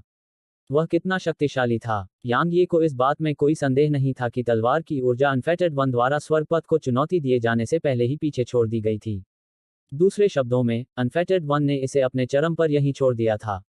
वह पूरी तरह से निश्चित था कि यह तीसरे स्तर की स्वर्गीय रैंक की तलवार की मंशा नहीं थी, क्योंकि वह जानता था कि यह बहुत शक्तिशाली और भयानक थी, लेकिन यह बिल्कुल भी इतनी शक्तिशाली नहीं थी। इतने लंबे समय के बाद भी यह बिखरा नहीं है और यहाँ तक एक मध्यम श्रेणी के हाफ सेंट को भी बुरी तरह से घायल करने में सक्षम था।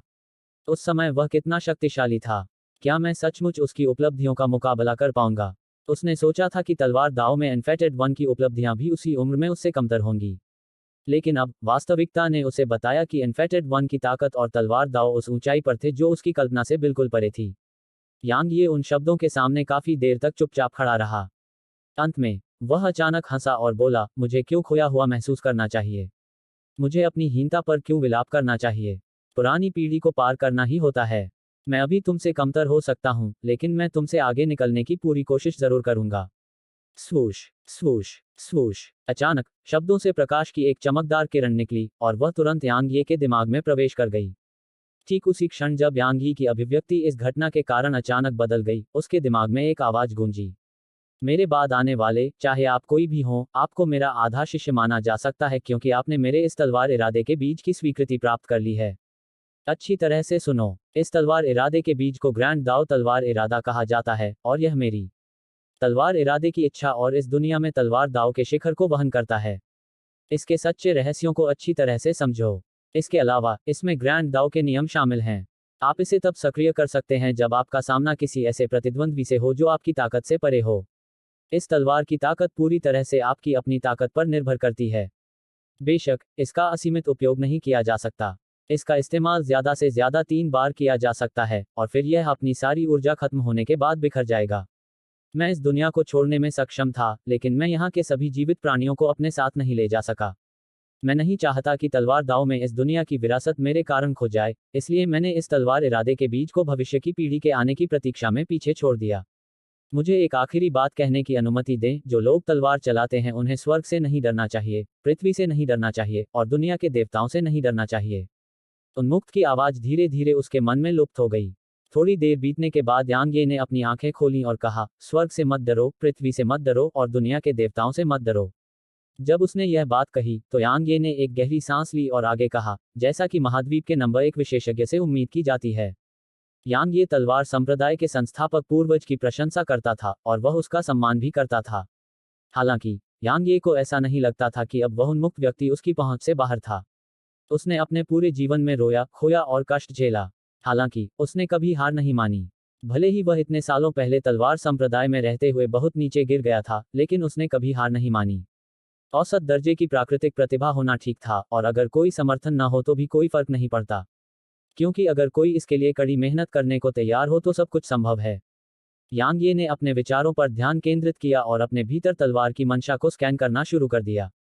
इसका कोई आकार नहीं था और यह अदृश्य था, लेकिन वह इसे महसूस कर सकता था। जैसे ही उसने इसे महसूस किया, यांग ये ने अचानक तलवार के रास्ते पर एक पूरी तरह से नई दिशा देखी जिसे वह अपना सकता था। यह एक ही रास्ते पर चलने जैसा था और सोच रहा था कि यह एकमात्र रास्ता है, लेकिन उसने अचानक देखा कि एक और रास्ता था। वह कौन है? इस बीच अधेड़ उम्र के व्यक्ति ने अचानक यांग ये की गहरी सोच को बाधित किया। इस समय अधेड़ उम्र के व्यक्ति की छाती पर कुछ अंगूठे के आकार के छेद थे। ऐसा लग रहा था जैसे उन छेदों से कोई अजीब शक्ति गुजर रही थी, जिससे छेद लगातार बड़े होते जा रहे थे। हालांकि उसकी विशेष काया ने उन छेदों को एक निश्चित आकार तक बढ़ने पर अपने आप ठीक कर दिया। इस समय मध्यम आयु वर्ग के व्यक्ति के चेहरे पर अत्यंत गंभीर भाव थे और उसकी आंखों में भय का एक निशान भी था। हालांकि वह पहले भी बुरी तरह घायल हो चुका था और उसकी साधना अर्धसंत क्षेत्र में गिर गई थी, लेकिन उसने कल्पना भी नहीं की थी कि वह वास्तव में बुरी तरह घायल हो जाएगा और 10,000 साल पहले यहाँ छोड़ी गई तलवार की मंशा से उड़ जाएगा। उसका मालिक कितना शक्तिशाली था। इस समय उसके हृदय में आघात फैल गया और वह बहुत देर तक शांत नहीं हो सका। यांग ये ने अधेड़ उम्र के आदमी की तरफ देखा और कहा, एक बार जब तुम यहाँ से चले जाओगे तो तुम्हें पता चल जाएगा। अब मुझे वहां ले चलो जहां मैं उस तलवार की मंशा को खा सकूं जिसके बारे में तुमने बात की थी। मध्यम आयु वर्ग के व्यक्ति ने गहरी आवाज में कहा, आप अभी स्वर्ग रैंक के दूसरे स्तर पर हैं, इसलिए आपके लिए तीसरे स्तर को प्राप्त करना लगभग असंभव है, भले ही आप उस तलवार के इरादे को खा लें। तो चिंता मत करो, यांग ये ने कहा, मैं अभी भी अपना वचन निभाऊंगा यदि इससे मेरी तलवार की नीयत में सुधार हो सके। मध्यम आयु वर्ग के व्यक्ति ने यांग ये की ओर देखा और कहा, तो फिर अंदर चलो। यांग ये ने अपनी उंगली हिलाई और तलवार की एक किरण दरवाजे पर लगी। दरवाजा तुरंत धीरे धीरे खुलने लगा। दरवाजे के अंदर पानी नहीं था और बाहर का पानी भी अंदर नहीं आ पा रहा था। ऐसा लग रहा था जैसे कोई चीज पानी को रोक रही थी। यांग ये ने अधेड़ उम्र के आदमी को देखा। वह आदमी उसके इरादे समझ गया और यांग ये से पहले ही दरवाजे से बाहर निकल गया। यांग ये उसके पीछे पीछे अंदर चला गया। जैसे ही उसने दरवाजे से कदम रखा, यांग ये अपनी आंखों के सामने का दृश्य देखकर चौंक गया। तलवारें, बहुत बड़ी संख्या में तलवारें। दरवाजे के पीछे एक बहुत बड़ा हॉल था और जमीन पर तरह तरह की तलवारें बिखरी हुई थीं। और सिर्फ जमीन ही नहीं, बल्कि ऊपर की हवा भी तलवारों से भरी हुई थी। उनमें से हर एक एक दाव कलाकृति थी। कम से कम 10,000 दाव रैंक तलवारें। 10,000 दाव रैंक की तलवारें। यांग ये को लगा कि उसके दिल की धड़कनें तेज हो गई हैं। स्वूश स्वूश। अचानक तलवारों से चमकदार रोशनी निकली और उन्होंने यांग यी और मध्यम आयु वर्ग के व्यक्ति पर निशाना साधा। यांग ये की अभिव्यक्ति थोड़ी बदल गई जब उसने अधेड़ उम्र के व्यक्ति को देखा। बाद वाले ने हैरान होकर कहा, असंभव। यही उसकी विरासत है। इसे ऐसी स्थिति में कैसे बदला जा सकता है? स्वूश स्वूश। तलवारें अचानक प्रकाश की किरणों में बदल गईं जो यांग यी और मध्यम आयु वर्ग के व्यक्ति की ओर बढ़ीं। वे दोनों इस घटनाक्रम से चकित थे। यांग ये ने जल्दी से अपनी दूसरी लेवल की स्वर्ग रैंक की तलवार की मंशा प्रकट की, जबकि हरक्यूलियन कवच ने उसके शरीर को ढक लिया। इस बीच स्थिति में बदलाव आया क्योंकि यांग ये की तलवार की मंशा के आगे बढ़ने पर उन तलवारों ने तुरंत चलना बंद कर दिया। यांग यी और अधेड़ उम्र के आदमी ने राहत की सांस ली, क्योंकि उनके सामने तलवारें असाधारण रूप से भयानक आभा और ताकत रखती थीं। इसलिए अगर वे वास्तव में हमला करते तो यांग यी केवल यह आशा कर सकती थी कि हरक्यूलियन कवच उनका सामना करने में सक्षम होगा। पास हो जाओ और मेरी विरासत प्राप्त करो, असफल हो जाओ और मर जाओ। अचानक हॉल की गहराई से एक आवाज गूंजी और फिर स्वूश स्वूश। तलवारें तुरंत यांग यी और मध्यम आयु वर्ग के व्यक्ति पर गिर पड़ीं। रहस्यमयी शक्ति से प्रेरित 10,000 तलवारें यांग यी और मध्यम आयु वर्ग के व्यक्ति की ओर बढ़ीं, और उनकी शक्ति को केवल विनाशक ही कहा जा सकता है। धिक्कार है। रहस्यमयी आवाज सुनकर यांग ये अपने दिल में चिल्लाया और उसने जल्दी से एक बार फिर हरक्यूलियन कवच को सक्रिय कर दिया। उसी समय उसने बर्फ की ढाल को वापस ले लिया और उसे अपने सामने रख दिया। हालांकि उसने जल्दी से देखा कि सिर्फ 2 सांसों के बाद बर्फ की ढाल पर अनगिनत दरारें दिखाई देने लगी थीं। यांग ये इस खोज से चौंक गया। उसने जल्दी से इसे दूर रख दिया क्योंकि वह इसे यहां खोना नहीं चाहता था। जैसे ही उसने बर्फ की ढाल की सुरक्षा खो दी, तलवार की मंशा तुरंत उसके अंदर से पागलों की तरह बाहर निकल गई और उसकी दुर्जय तलवार की मंशा ने उसके सामने एक अवरोध खड़ा कर दिया। लेकिन यह बहुत पहले की बात नहीं थी कि उसके दूसरे स्तर के स्वर्ग रैंक की तलवार की मंशा द्वारा बनाई गई ढाल भी टूटने लगी थी। यांग ये चौंक गया। उसने अधेड़ उम्र के आदमी पर नजर डाली और पाया कि वह काफी दयनीय स्थिति में था। उसके शरीर में तरह तरह की तलवारें घुसी हुई थीं और उसे जमीन पर कीलों से ठोंक दिया गया था। वह बिल्कुल भी हिल नहीं पा रहा था। फिर भी यांग ये ने देखा कि वह अभी भी जिंदा था। कहने की आवश्यकता नहीं कि विद्रोही प्रगाढ़वादियों का अमर शरीर असाधारण से भी परे था। अधेड़ उम्र के आदमी के गिरने के बाद आसपास की दूसरी तलवारें तुरंत यांग ये की ओर बढ़ गईं। उन्होंने एक घना द्रव्यमान बनाया जिसने यांग ये को घेर लिया। सौभाग्य से उसके पास तलवार के इरादे से बना वह अवरोध था, इसलिए उसे अभी भी तलवारों के साथ हाथापाई की लड़ाई नहीं लड़नी पड़ी। अनगिनत तलवारों ने तलवारों का एक विशाल गोला बना लिया था और यांग ये बड़ी मेहनत से उसके भीतर टिकी हुई थी। इस समय यांग ये को अपनी स्थिति का पूरा एहसास था। अगर ऐसी स्थिति बनी रही तो उसकी तलवार की मंशा इन तलवारों को रोक नहीं पाएगी। अब तक वह इसलिए विरोध कर पाया क्योंकि वह अधेड़ उम्र के आदमी से ज्यादा ताकतवर नहीं था, बल्कि इसलिए क्योंकि उसने तलवार की मंशा को समझ लिया था। इन तलवारों ने उसकी तलवार की मंशा को जो नुकसान पहुंचाया, वह अधेड़ उम्र के आदमी को पहुंचाए गए नुकसान से कहीं कमजोर था। अन्यथा उसे तो छोड़िए, यहां तक कि उसका तलवार सेवक गाजियन लिन भी इन तलवारों का विरोध नहीं कर पाता, क्योंकि इनमें से हर एक तलवार में तलवार की हल्की सी धार होती है। दूसरे शब्दों में, तलवारें इसलिए दुर्जय नहीं थी क्योंकि वे दाव रैंक पर थीं, असली कारण था तलवार का इरादा जो वे रखते थे। समय धीरे धीरे बीत रहा था। यांग यी के चेहरे पर ठंडा पसीना दिखाई देने लगा था और तलवार की नीयत से उसने जो अवरोध बनाया था वह टूटने के कगार पर था। क्या मेरे पास इन तलवारों का विरोध करने के लिए हरक्यूलियन कवच और अपनी शारीरिक सुरक्षा का उपयोग करने के अलावा कोई विकल्प नहीं है? यांग ये इन तलवारों के खिलाफ हरक्यूलियन कवच का उपयोग करने से काफी डरता था, क्योंकि एक बार जब यह विफल हो गया तो हरक्यूलियन कवच खोना उसकी सबसे बड़ी समस्या नहीं होगी। उसके सामने सबसे बड़ी समस्या उसकी खुद की मौत होगी। हरक्यूलियन कवच बहुत भयानक था और यहां तक अर्धसंत भी इसे आसानी से नष्ट नहीं कर सकते थे। हालांकि ये तलवारें अर्धसंतों की तुलना में कहीं अधिक भयानक थीं और वे मध्यम श्रेणी के अर्धसंतों से भी अधिक शक्तिशाली थीं। लेकिन अगर मैं हरक्यूलियन कवच का उपयोग नहीं करूंगा तो मैं उनसे अपनी रक्षा कैसे करूंगा? बहुत देर तक गहन विचार करने के बाद और जब तलवारें उसके अवरोध को तोड़ने ही वाली थीं, यांग ये की आंखें अचानक चमक उठीं। उसने एक कदम आगे बढ़ाया और तलवार क्षेत्र को सक्रिय कर दिया। तलवार का क्षेत्र, यही उसका समाधान था। तलवार का क्षेत्र तलवार के इरादे से कहीं ज्यादा भयानक था, लेकिन उसने इसके असली रहस्यों को नहीं समझा था।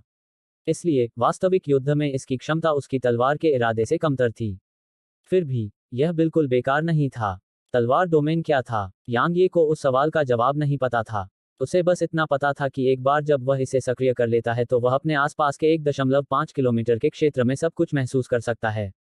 यह एक आकारहीन और अदृश्य जाल की तरह था जो चारों ओर से घिरा हुआ था, और यह उसकी आत्मा, ऊर्जा, सार और इच्छा का अवतार था। यह एक बहुत ही अजीब एहसास था। ऐसा लग रहा था जैसे जाल के भीतर धन की हर चीज उसके शरीर का हिस्सा थी। सरल शब्दों में कहें तो यह नियंत्रण था। उसे ऐसा महसूस हो रहा था मानो वह उस क्षेत्र का अधिपति है, वह वहां का देवता है।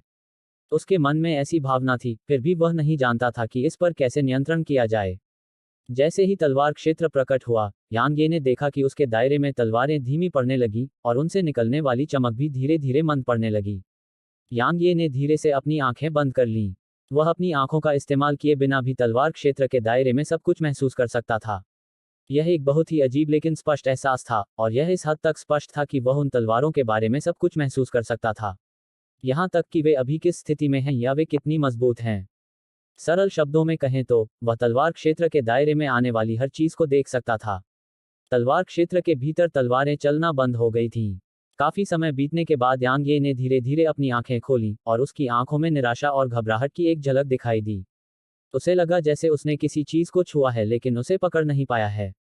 इसलिए वह अभी भी अपने तलवार क्षेत्र के रहस्यों को सही तरह से समझ पाने में असमर्थ था। जहां तक तलवारों के रुकने की बात है तो यह उसके तलवार क्षेत्र की वजह से नहीं था।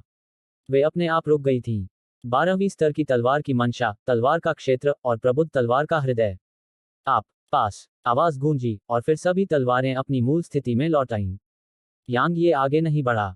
उसने आसपास की तलवारों पर नजर डाली। आखिरकार ये 10,000 दाव रैंक की तलवारें थीं। क्या वह उन्हें पाने का प्रयास छोड़ सकता था? जवाब निश्चित रूप से नहीं था। लेकिन वह निराश था क्योंकि वह उनमें से एक को भी हिला नहीं सका। वे चट्टान की तरह थे जिन्हें वह अपनी पूरी ताकत से भी हिला नहीं सका। जबकि यांग ये असहाय हो गया था, उसके स्थानिक वलय के भीतर क्षतिग्रस्त तलवार की छाती अचानक बाहर आ गई, और फिर यांग ये ने आश्चर्य से देखा कि सभी तलवारें वास्तव में प्रकाश की किरणों में परिवर्तित हो गईं और उसमें चली गईं। बहुत समय नहीं बीता था कि सभी 10,000 तलवारें गायब हो गईं। उसके बाद तलवार की छाती उसकी स्थानिक अंगूठी में वापस आ गई। यांग ये कुछ देर तक चुपचाप वहीं खड़ा रहा, और फिर उसने अपनी हथेली पलटी। तलवार की पेटी को देखते हुए उसकी आंखों में गंभीरता और घबराहट भर गई। ऐसा लग रहा है कि इसकी ताकत मेरी उम्मीदों से कहीं ज्यादा है। क्या यह संत रैंक पर हो सकता है? अगर ऐसा है भी, तो भी इसके लिए 10,000 दाव रैंक की तलवारों को दबा पाना असंभव है न? अगर यह संत रैंक पर नहीं है, तो क्या यह संत रैंक से ऊपर का खजाना हो सकता है? ऐसा लगता है कि मुझे नामहीन शहर वापस जाने और उस बूढ़े आदमी से पूछने का समय निकालना होगा कि उसे यह तलवार की पेटी कहाँ से मिली। यांग ये ने और समय बर्बाद नहीं किया और तलवारों का संदूक रख दिया। क्योंकि तलवारें और तलवारों का संदूक तो वैसे भी उसके ही थे। अकेले ही आगे बढ़ो, मैं तुम्हारे पीछे नहीं आऊंगा। अचानक बगल से एक कमजोर आवाज आई। यांग ये ने देखा कि अधेड़ उम्र का आदमी अभी भी जमीन पर पड़ा हुआ था। हालांकि तलवारें चली गई थीं, लेकिन उसका शरीर अभी भी छेदों से भरा हुआ था, और यह बहुत धीमी गति से ठीक हो रहा था। यांग ये ने अपना सिर हिलाया। उसे लगा कि अमर शरीर तो बहुत बढ़िया है, लेकिन कई बार ऐसा भी होता है कि यह सिर्फ ऐसी चीज होती है जो इसके धारक को यातना देती है। ठीक इसी पल की तरह मध्यम आयु का यह व्यक्ति निश्चित रूप से ऐसी स्थिति में था जहां जीना मौत से भी बदतर था। यांग ये ने अधेड़ उम्र के आदमी पर कोई ध्यान नहीं दिया। उसने एक तलवार संत को पीछे छोड़ दिया और फिर मुड़कर आगे बढ़ गया। अर्ध संत तलवार सेवक अधेड़ उम्र के आदमी की देखभाल करने के लिए नहीं था, बल्कि उसे देखने के लिए था। इस तरह उसकी हर हरकत यांग यी के नियंत्रण में होगी। यांग ये कुछ देर तक चलता रहा, फिर उसके आसपास का दृश्य विकृत हो गया। थोड़ी देर बाद यांग ये ने अपनी आंखें खोलीं और उसने देखा कि वह अब हॉल में नहीं था। वह एक चौकोर जगह पर था। अचानक यांग ये की अभिव्यक्ति बदल गई क्योंकि अदृश्य तलवार की अनगिनत लंटें अचानक उसके चारों ओर प्रकट हो गईं, और वे एक उफनती धारा की तरह उसकी ओर बढ़ीं। प्रथम स्तर स्वर्ग रैंक तलवार इरादा। अंतहीन प्रथम स्तर स्वर्ग रैंक तलवार इरादा यांग ये की ओर बढ़ गया। यांग ये को इस बात पर आश्चर्य नहीं हुआ, बल्कि वह बहुत खुश हुआ। अगर यह एक दिन पहले होता तो उसे निश्चित रूप से बहुत बड़ी परेशानी का सामना करना पड़ता, लेकिन अब उसकी तलवार की मंशा स्वर्ग रैंक के दूसरे स्तर पर थी। दूसरे शब्दों में, वह उन्हें खा सकता था, पागलों की तरह उन्हें खा सकता था। यांग यी बस यही कर रहा था। उसने किसी भी तरह की सुरक्षा की परवाह नहीं की और उसे अपने ऊपर हावी होने दिया। शुरुआत में यांग यी को यह बिल्कुल संतोषजनक लगा, क्योंकि उसने स्पष्ट रूप से महसूस किया कि उसकी तलवार की मंशा पागलपन की हद तक बढ़ रही है, लेकिन जल्द ही स्थिति थोड़ी खराब हो गई। ऐसा इसलिए था क्योंकि जिस गति से उसने तलवार की मंशा को अवशोषित और परिवर्तित किया वह बहुत धीमी थी, लेकिन उसके चारों ओर तलवार की मंशा थोड़ी भी कम नहीं हुई थी। इसके अलावा यह और भी अधिक बढ़ रही थी, इसलिए उसके भीतर बहुत अधिक तलवार की मंशा थी। यांग यी का पूरा शरीर सूज गया था और यह बड़ा और बड़ा होता जा रहा था। चूंकि वह उन्हें समय पर अवशोषित और परिवर्तित नहीं कर सका, इसलिए वे उसके मेरिडियन और हड्डियों से होकर बहने लगे और इसी वजह से उसका शरीर फूलने लगा। यांग ये ने तलवार के इरादे को अपने शरीर में बेतहाशा बढ़ने नहीं दिया। उसने जल्दी से अपनी तलवार के इरादे को छोड़ दिया और यह पागलों की तरह बाहर निकल आया। इस तरह उसका शरीर एक पारगमन स्टेशन के बराबर था और नई तलवार का इरादा अवशोषित होने के लिए प्रवेश कर रहा था, जबकि उसका अपना आसपास की ओर बढ़ रहा था। बेशक यह असाधारण रूप से फायदेमंद भी था, क्योंकि एक बार तलवार की मंशा उसके शरीर में घुस गई तो वे धीरे धीरे उसके द्वारा भस्म हो गए और उसकी अपनी तलवार की मंशा मजबूत हो गई। समय धीरे धीरे ऐसे ही बीतता गया। एक अज्ञात समय के बाद यांग ये ने आखिरकार अपने चारों ओर की सारी तलवार की मंशा को अवशोषित कर लिया। वह वहीं खड़ा रहा और उसकी आंखें थोड़ी बंद हो गईं, जबकि उसके चारों ओर की जगह ऐसे हिल रही थी जैसे कोई भयानक चीज उस पर टूट रही हो। इस समय यांग ये एक अद्वितीय तलवार की तरह था जो म्यान से बाहर आने वाला था और उसकी आभा इतनी भयंकर और तेज थी कि वह आकाश को भेद सकती थी। बहुत समय बीतने के बाद यांग यी ने अचानक अपनी आंखें खोलीं और उनके भीतर से प्रकाश की 2 किरणें निकलीं। जहां भी वे गुजरी, यहां तक कि अंतरिक्ष भी तुरंत फट गया। हफ। यांग ये ने गहरी सांस ली और धीरे से बोला, कितना अफसोस है। 12वें स्तर का शिखर। मैं सिर्फ एक कदम दूर हूं, 13वें स्तर से बस एक कदम दूर। कितना अफसोस है। भले ही उसने तलवार की बहुत बड़ी मात्रा को निगल लिया था, लेकिन वह स्वर्ग रैंक तलवार की मंशा के तीसरे स्तर तक नहीं पहुंच पाया था। हालांकि उसने बहुत लाभ प्राप्त किया था। सबसे पहले वह दूसरे स्तर के शिखर पर था और वह तीसरे स्तर के स्वर्ग रैंक तलवार की मंशा से केवल एक कदम दूर था। नहीं, वह वास्तव में केवल आधा कदम दूर था, क्योंकि उसने इसकी दहलीज को छू लिया था और यहां तक एक कदम आगे भी बढ़ा लिया था। यदि उसके पास तलवार से कुछ खाने का इरादा था या कोई भाग्यशाली मुठभेड़ थी, तो वह तीसरे स्तर पर तुरंत पैर रखने की अपनी क्षमता में आश्वस्त था। यद्यपि उसने ऐसा नहीं किया था, फिर भी उसकी तलवार की ताकत पहले से अनगिनत गुना अधिक मजबूत थी और इसकी तुलना अतीत से बिल्कुल भी नहीं की जा सकती थी। संक्षेप में कहें तो उनकी उपलब्धियां बहुत बड़ी थीं। बधाई हो, आप स्वर्ग रैंक तलवार इरादे के तीसरे स्तर से केवल आधा कदम दूर हैं। इस बीच एक विद्वान व्यक्ति यांग ये के सामने आया। यांग यी की पुतलियां सिकुड़ गईं जब उसने उस आदमी को देखा, क्योंकि उस आदमी के हाथ में तलवार थी और उस तलवार की म्यान वास्तव में प्राचीन म्यान थी। अध्याय 757। आपकी तलवार का दाव मुझे शोभा नहीं देता। प्राचीन म्यान। यांग ये के दिल में सदमे की लहरें उठीं। चूंकि प्राचीन म्यान उसके पास था, तो वह आदमी उसे अपने पास कैसे रख सकता था। इसके अलावा म्यान में एक तलवार थी और तलवार आत्मा द्वारा उसे दिए गए विवरण के अनुसार यह वास्तव में तलवार आत्मा का मुख्य शरीर था। एक क्षण के आश्चर्य के बाद यांग यी ने अचानक देखा कि यद्यपि वह विद्वान व्यक्ति एक वास्तविक व्यक्ति जैसा लग रहा था, लेकिन जब उसने ध्यान से देखा तो उसे पता चला कि वह व्यक्ति महज एक अलौकिक व्यक्ति था। 100,000 वर्षों के बाद तलवार दाव में 2 आश्चर्यजनक प्रतिभाएं वास्तव में प्रोफाउंड महाद्वीप पर दिखाई दी हैं। बुरा नहीं है। आदमी ने यांग यी को थोड़ा सिर हिलाया जबकि उसकी आंखों में प्रशंसा देखी जा सकती थी। यांग ये ने धीमी आवाज में कहा, वरिष्ठ, आप वही विशेषज्ञ हैं जिन्होंने 100,000 साल पहले विद्रोही डिपोफ्टस के खिलाफ महाद्वीप का नेतृत्व किया था। उस आदमी की आंखों में आश्चर्य की एक झलक उभरी और उसने कहा, तुम मुझे पहचानते हो। यांग ये ने एक गहरी सांस ली क्योंकि उसे एहसास हुआ कि जो आदमी उसके सामने खड़ा था वह तलवार आत्मा का दूसरा स्वामी था और वही व्यक्ति था जिसने उसे 100,000 वर्षों तक कारावास के शिवालय के ऊपर फंसा कर रखा था। उस आदमी ने कहा, मेरे पास ज्यादा समय नहीं है, इसलिए मैं इसे छोटा कर देता हूं। एक बार एक व्यक्ति था जिसके पास आपकी तरह ही असाधारण प्राकृतिक प्रतिभा थी, लेकिन वह मेरे तलवार दाव को देखकर घमंड से चला गया और उसने कहा कि यह उल्लेख करने लायक कुछ भी नहीं है। वास्तव में उसकी उपलब्धियां पहले से ही मेरी उपलब्धियों से कहीं ज्यादा थीं। मैंने सोचा था कि मेरी विरासत खो जाएगी। मुझे कभी उम्मीद नहीं थी कि तुम यहां पहुंचोगे। वरिष्ठ, आपकी तलवार दाव क्या है? यांग ये ने पूछा। आदमी ने कहा, मेरे तलवार दाव को परोपकार का दाव कहा जा सकता है। इसका उद्देश्य दुनिया के सभी जीवों की देखभाल करना और सभी को सौभाग्य और ज्ञान प्रदान करने का प्रयास करना है। जैसा कि वे कहते हैं, परोपकारी लोग अजेय होते हैं। यही मेरी तलवार का दाव है। यांग ये एक पल के लिए चुप हो गया और फिर बोला, वरिष्ठ, आपने सभी जीवित प्राणियों की खातिर 100,000 वर्षों तक उस तलवार को अपने हाथ में कैद रखा। क्या यह भी आपके लिए परोपकार है? विद्वान व्यक्ति के चेहरे पर फीकी मुस्कान गायब हो गई। उसने अपनी तलवार की पकड़ मजबूत की और यांग ये को कुछ देर तक घूरता रहा, फिर बोला, वह मेरे पूरे जीवनकाल में मेरे साथ थी। अगर यह संभव होता तो मैं उसे बलिदान करने के बजाय मरना पसंद करता। हालांकि मेरे पास कोई और विकल्प नहीं है। अगर मैं उसे बलिदान नहीं करता तो महाद्वीप विद्रोही दीप्थस के हाथों नष्ट हो जाता।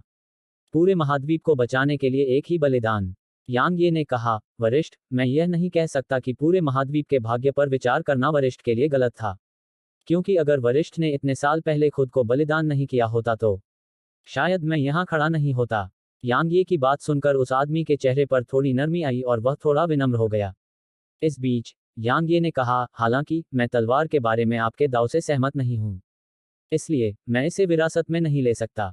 क्यों? आदमी ने धीमी आवाज में पूछा। यांग ये ने उत्तर दिया, वरिष्ठ का तलवार का दाव परोपकार पर आधारित है, जबकि मेरा हत्या पर आधारित है। यदि विद्रोही गूढ़ व्यक्ति सील से बच निकलते तो सबसे पहले मैं इस दुनिया के जीवित प्राणियों के बारे में नहीं, बल्कि अपने प्रियजनों, मित्रों और उन लोगों के बारे में सोचता जिनकी मुझे परवाह है। इसके अलावा यदि मैं इतने वर्षों पहले आपकी जगह होता तो मैं निश्चित रूप से दुनिया को बचाने के लिए उसका बलिदान नहीं करता। मेरी राय में दूसरों को बचाने के लिए किसी दूसरे का बलिदान करना परोपकार या दयालुता नहीं है। बेशक वरिष्ठ का तलवार दाव गलत नहीं है। न केवल यह गलत नहीं है, बल्कि मैं वास्तव में आपकी प्रशंसा करता हूं। लेकिन मैं वास्तव में आपकी तलवार के दाव को विरासत में पाने के लिए उपयुक्त नहीं हूं। आदमी अचानक बोला, आप दूसरे स्तर के स्वर्ग रैंक तलवार इरादे के शिखर पर हैं, है ना? यांग ये ने सिर हिलाया। यदि आप मेरी विरासत स्वीकार करते हैं तो मैं तुरंत आपकी तलवार की मंशा को स्वर्ग रैंक के तीसरे स्तर तक सुधार सकता हूं। इसके अलावा तलवार का आपका भविष्य का मार्ग पूरी तरह से सुगम होगा। कम से कम आपको मेरी क्षमता के दायरे में किसी भी समस्या का सामना नहीं करना पड़ेगा, क्योंकि मैंने अतीत में उन सभी समस्याओं का समाधान किया है। तो क्या आप अभी भी मना करने का इरादा रखते हैं? आदमी ने पूछा। हाँ, यांग ये ने जरा भी संकोच नहीं किया, चाहे यह कितना भी असाधारण क्यों न हो और चाहे मेरा रास्ता कितना भी आसान क्यों न हो, यह तलवार का तुम्हारा दाव है, मेरा नहीं। मैं अपने रास्ते पर आगे बढ़ूंगी। विद्वान व्यक्ति ने धीरे से आह भरी और फिर उसने अपनी उंगली से झटका मारा, जिससे यांग ये के सामने एक प्राचीन काली स्थानिक अंगूठी प्रकट हुई। उसने कहा, ठीक है, मैं तुम्हें मजबूर नहीं करूंगा। हालांकि मुझे तुम्हें कुछ सौंपना है। मेरी विरासत और कुछ खजाने जो मैंने अपने उत्तराधिकारी के लिए छोड़े हैं, उस स्थानिक अंगूठी के भीतर रहते हैं। मुझे उम्मीद है कि तुम मुझे उत्तराधिकारी की तलाश में मदद कर सकते हो ताकि तलवार का मेरा दांव मेरे साथ खत्म न हो जाए। यांग ये ने अचानक पूछा, वरिष्ठ, क्या आप गुजर गए हैं? मैंने कहा, विद्वान व्यक्ति ने उत्तर दिया।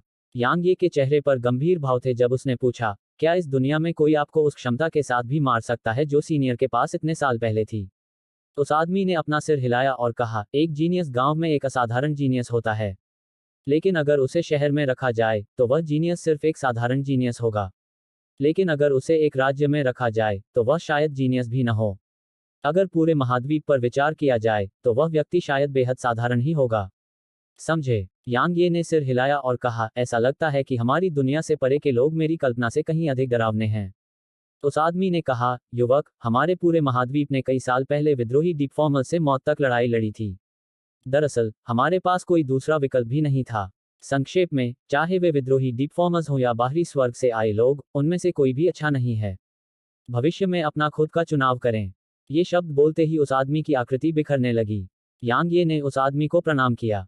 भले ही उसे विद्वान व्यक्ति की तलवार दाव विरासत में नहीं मिली थी, फिर भी उसे उस आदमी से लाभ हुआ था, इसलिए उसे झुकना पड़ा। जब उस आदमी ने यांग ये को झुकते देखा तो उसने थोड़ा सिर हिलाया और फिर उसने कहा, अगर आपको उसे देखने का मौका मिले तो उससे कहिए कि मुझे खेद है। यांग ये स्वाभाविक रूप से समझ गया कि उस आदमी का क्या मतलब था और उसने तुरंत जवाब दिया, मैं करूंगा। जैसे ही उसने बोलना समाप्त किया, यांग ये को कुछ याद आया और उसने जल्दी से कहा, क्या मैं पूछ सकता हूं कि तलवार डोमेन का उपयोग कैसे किया जाना चाहिए? कृपया मुझे अपना मार्गदर्शन प्रदान करें।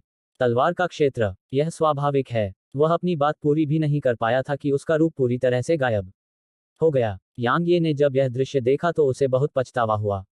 आखिरकार उसके सामने खड़ा आदमी निश्चित रूप से तलवार के क्षेत्र का उपयोग करना जानता था। दुर्भाग्य से उसने समय पर नहीं पूछा था। थोड़ी देर बाद यांग ये ने अपना सिर हिलाया और कहा, ऐसा लगता है कि मेरे पास तलवार आत्मा के मुख्य निकाय से पूछने के अलावा कोई विकल्प नहीं है। यांग ये ने आसपास के माहौल पर नजर डाली और फिर उसने अपना दाहिना पैर नीचे पटका, जिससे उसके आसपास का दृश्य बिखर गया। कुछ ही देर में यांग ये वापस हॉल में आ गया। जब वह यहां लौटा तो यांग ये ने देखा कि अधेड़ उम्र का आदमी चला गया था। दूसरी ओर अर्धसंत तलवार सेवक जमीन पर पड़ा था। हालांकि वह नष्ट नहीं हुआ था, लेकिन वह बुरी तरह घायल हो गया था। यांग ये ने तलवार सेवक को दूर रखा और धीरे से बोला, मैं पर्याप्त निर्णायक नहीं था। यांग ये एक पल भी और नहीं रुके और तुरंत ही पाताल लोक महासागर से चले गए। अपने सामने समुद्र को देखते हुए उनके मुंह के कोनों पर हल्की सी मुस्कान उभरी। आखिरकार उन्होंने इस यात्रा के दौरान वाकई बहुत बड़ी उपलब्धियां हासिल की थीं।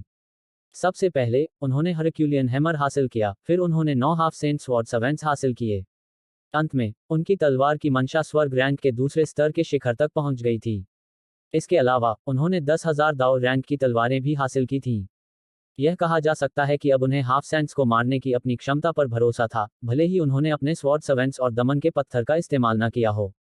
हरक्यूलियन हथौड़ा। यांग ये ने जल्दी से इसे बाहर निकाला जब उसे इसके बारे में याद आया। आखिरकार उसे इसे पाने के बाद से इसे देखने का समय ही नहीं मिला था। यांग ये ने महसूस किया कि जब उसने इसे अपने हाथ में पकड़ा तो उसका हाथ नीचे की ओर धंस गया और उसके नीचे की जमीन फट गई। यांग ये ने हैरानी से हथौड़े को देखा क्योंकि उसे लगा कि उसने हथौड़ा नहीं बल्कि एक पहाड़ पकड़ा हुआ है। यह बहुत भारी था, बहुत भारी। अगर वह बहुत ताकतवर न होता तो शायद वह इसे उठा भी नहीं पाता। उसके अंदर की गहरी ऊर्जा उसके दाहिने हाथ में उमड़ पड़ी जब उसने हथौड़े पर अपनी पकड़ मजबूत की। अचानक उसने हथौड़े को उठाया और अपने सामने समुद्र की ओर फेंक दिया। टकराना। समुद्र में अचानक एक बहुत बड़ा भंवर खुल गया। उसी समय पानी के अनगिनत खंभे बादलों में उछल पड़े। काफी समय बीत गया, फिर भी उसके सामने का भंवर गायब नहीं हुआ था, बल्कि वह और भी बड़ा होता जा रहा था। यांग यी की आंखों में उत्साह की चमक थी जब उसने अपने हाथ में हथौड़े को देखा और उसने कहा, कितना शक्तिशाली। सिर्फ उस प्रहार ने शायद एक अर्धसंत को चकनाचूर कर दिया होता, अगर मैं उस अर्धसंत को अचानक पकड़ लेता। आखिरकार उसने अभी तक अपनी पूरी ताकत का इस्तेमाल भी नहीं किया था और उसने अपनी शारीरिक शक्ति का केवल 70% ही इस्तेमाल किया था। इसलिए उसे आश्चर्य हुआ कि अगर उसने अपनी पूरी ताकत का इस्तेमाल किया होता तो यह हमला कितना भयानक होता। यह कहा जा सकता है कि यद्यपि उसके पास हरक्यूलियन कवच और हरक्यूलियन हथौड़ा था, फिर भी वह तलवार का उपयोग किए बिना भी अर्धसंतों को मार सकता था। यांग ये ने अपने कपड़े बदले, अपना रूप ठीक किया और नामहीन शहर में रुकने के बजाय तुरंत पवित्र हॉल की ओर वापस चला गया। उसकी ताकत बहुत बढ़ गई थी और उसे 9 नए तलवार सेवक और एक मध्यम श्रेणी का अर्धसंत मिल गया था। इसके अलावा अब उसके पास पर्याप्त अंक थे। अब कारावास के शिवालय की ओर जाने और तलवार अग्रदूत लेने का समय आ गया था। यांग ये को हॉलोव्ड हॉल में वापस आने में ज्यादा समय नहीं लगा और उसने देखा कि वहां वास्तव में 100,000 अंक थे। उसने मूल रूप से और भी अधिक अंक अर्जित करने और उन्हें हॉलोव्ड हॉल से सेंट रैंक तकनीक के लिए एक्सचेंज करने का इरादा किया था। लेकिन अब उसने ऐसे विचारों को त्याग दिया था क्योंकि सबसे महत्वपूर्ण मामला तलवार आत्मा के मुख्य शरीर को बचाना था और उसके पास अब ऐसा करने की क्षमता थी। हालांकि यांग ये अभी चंद्र अनुष्ठान हॉल में वापस ही आया था जब 3 मजबूत मध्यम आयु वर्ग के लोगों ने उसका रास्ता रोक दिया। यह 3 अर्धसंत थे। तुम यांग मैन हो, समूह का नेतृत्व करने वाला मजबूत आदमी धीमी आवाज में बोला, तुमने मेरे मैन कबीले के मैनली को मार डाला। हाँ, यांग ये ने इसे नहीं छिपाया। आखिरकार ऐसा करना असंभव था। तुम्हारा यह कितना दुस्साहस है।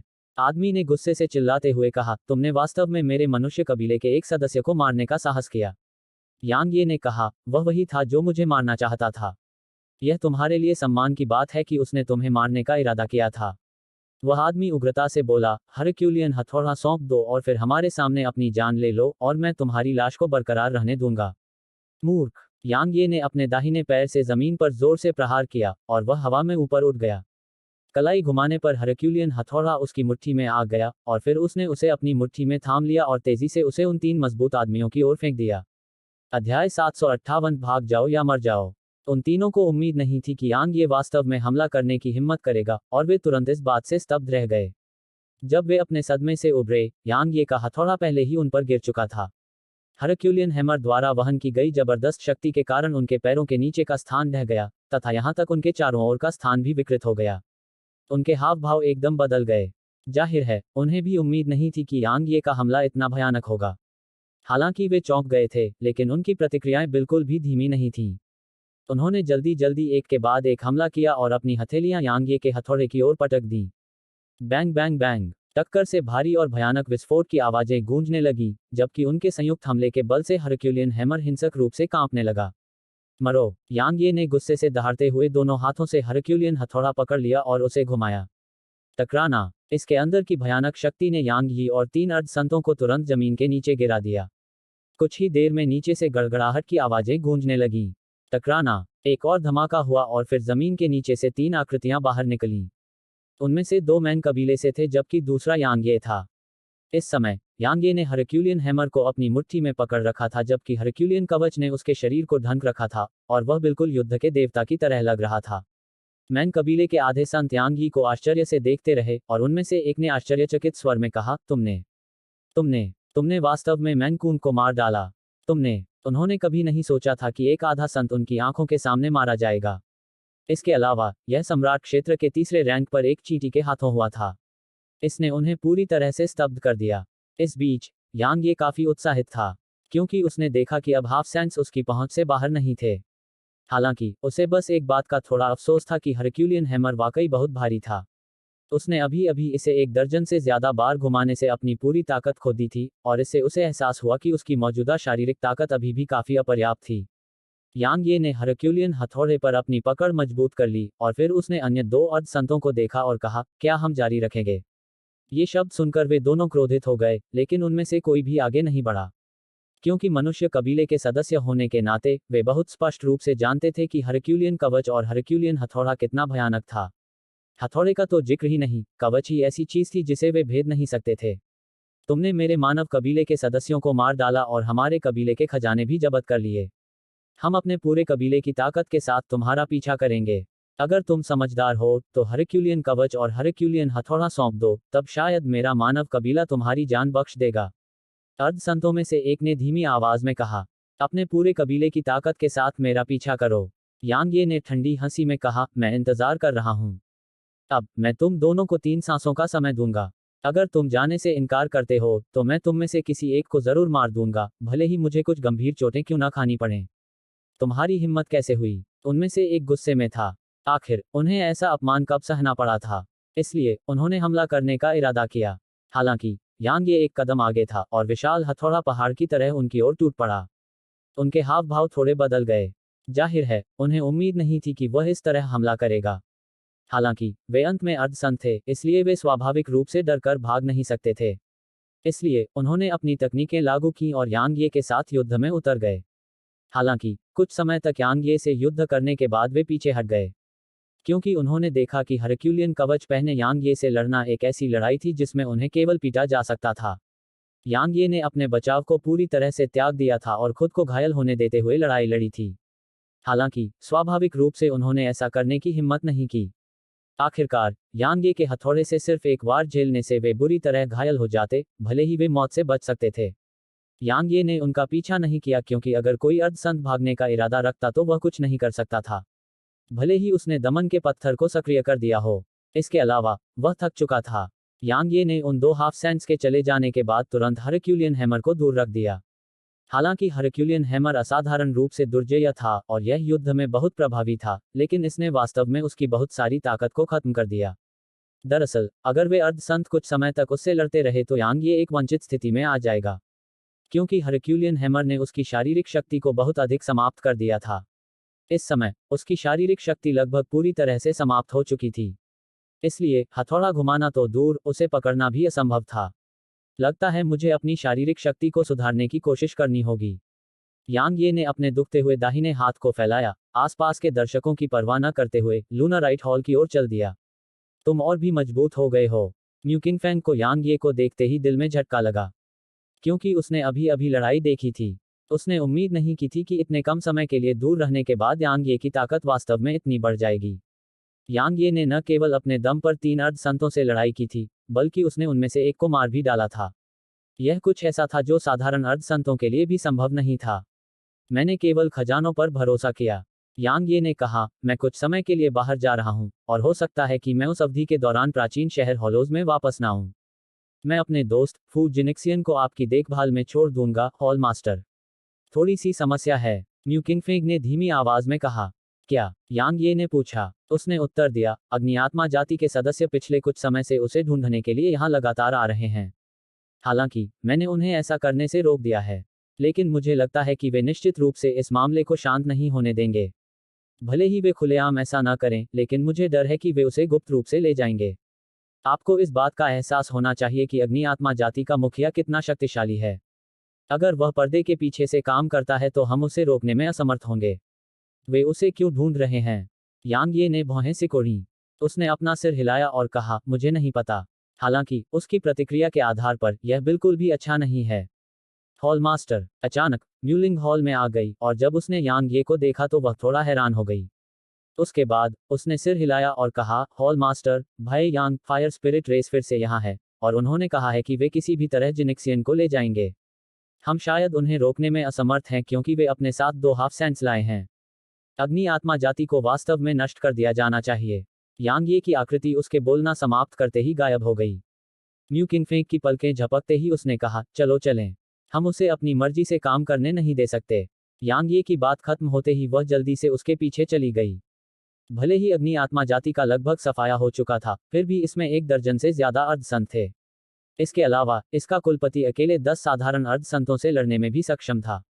इसलिए अगर यहाँ कोई संघर्ष होता है तो लूनराइट हॉल को निश्चित रूप से नुकसान होगा।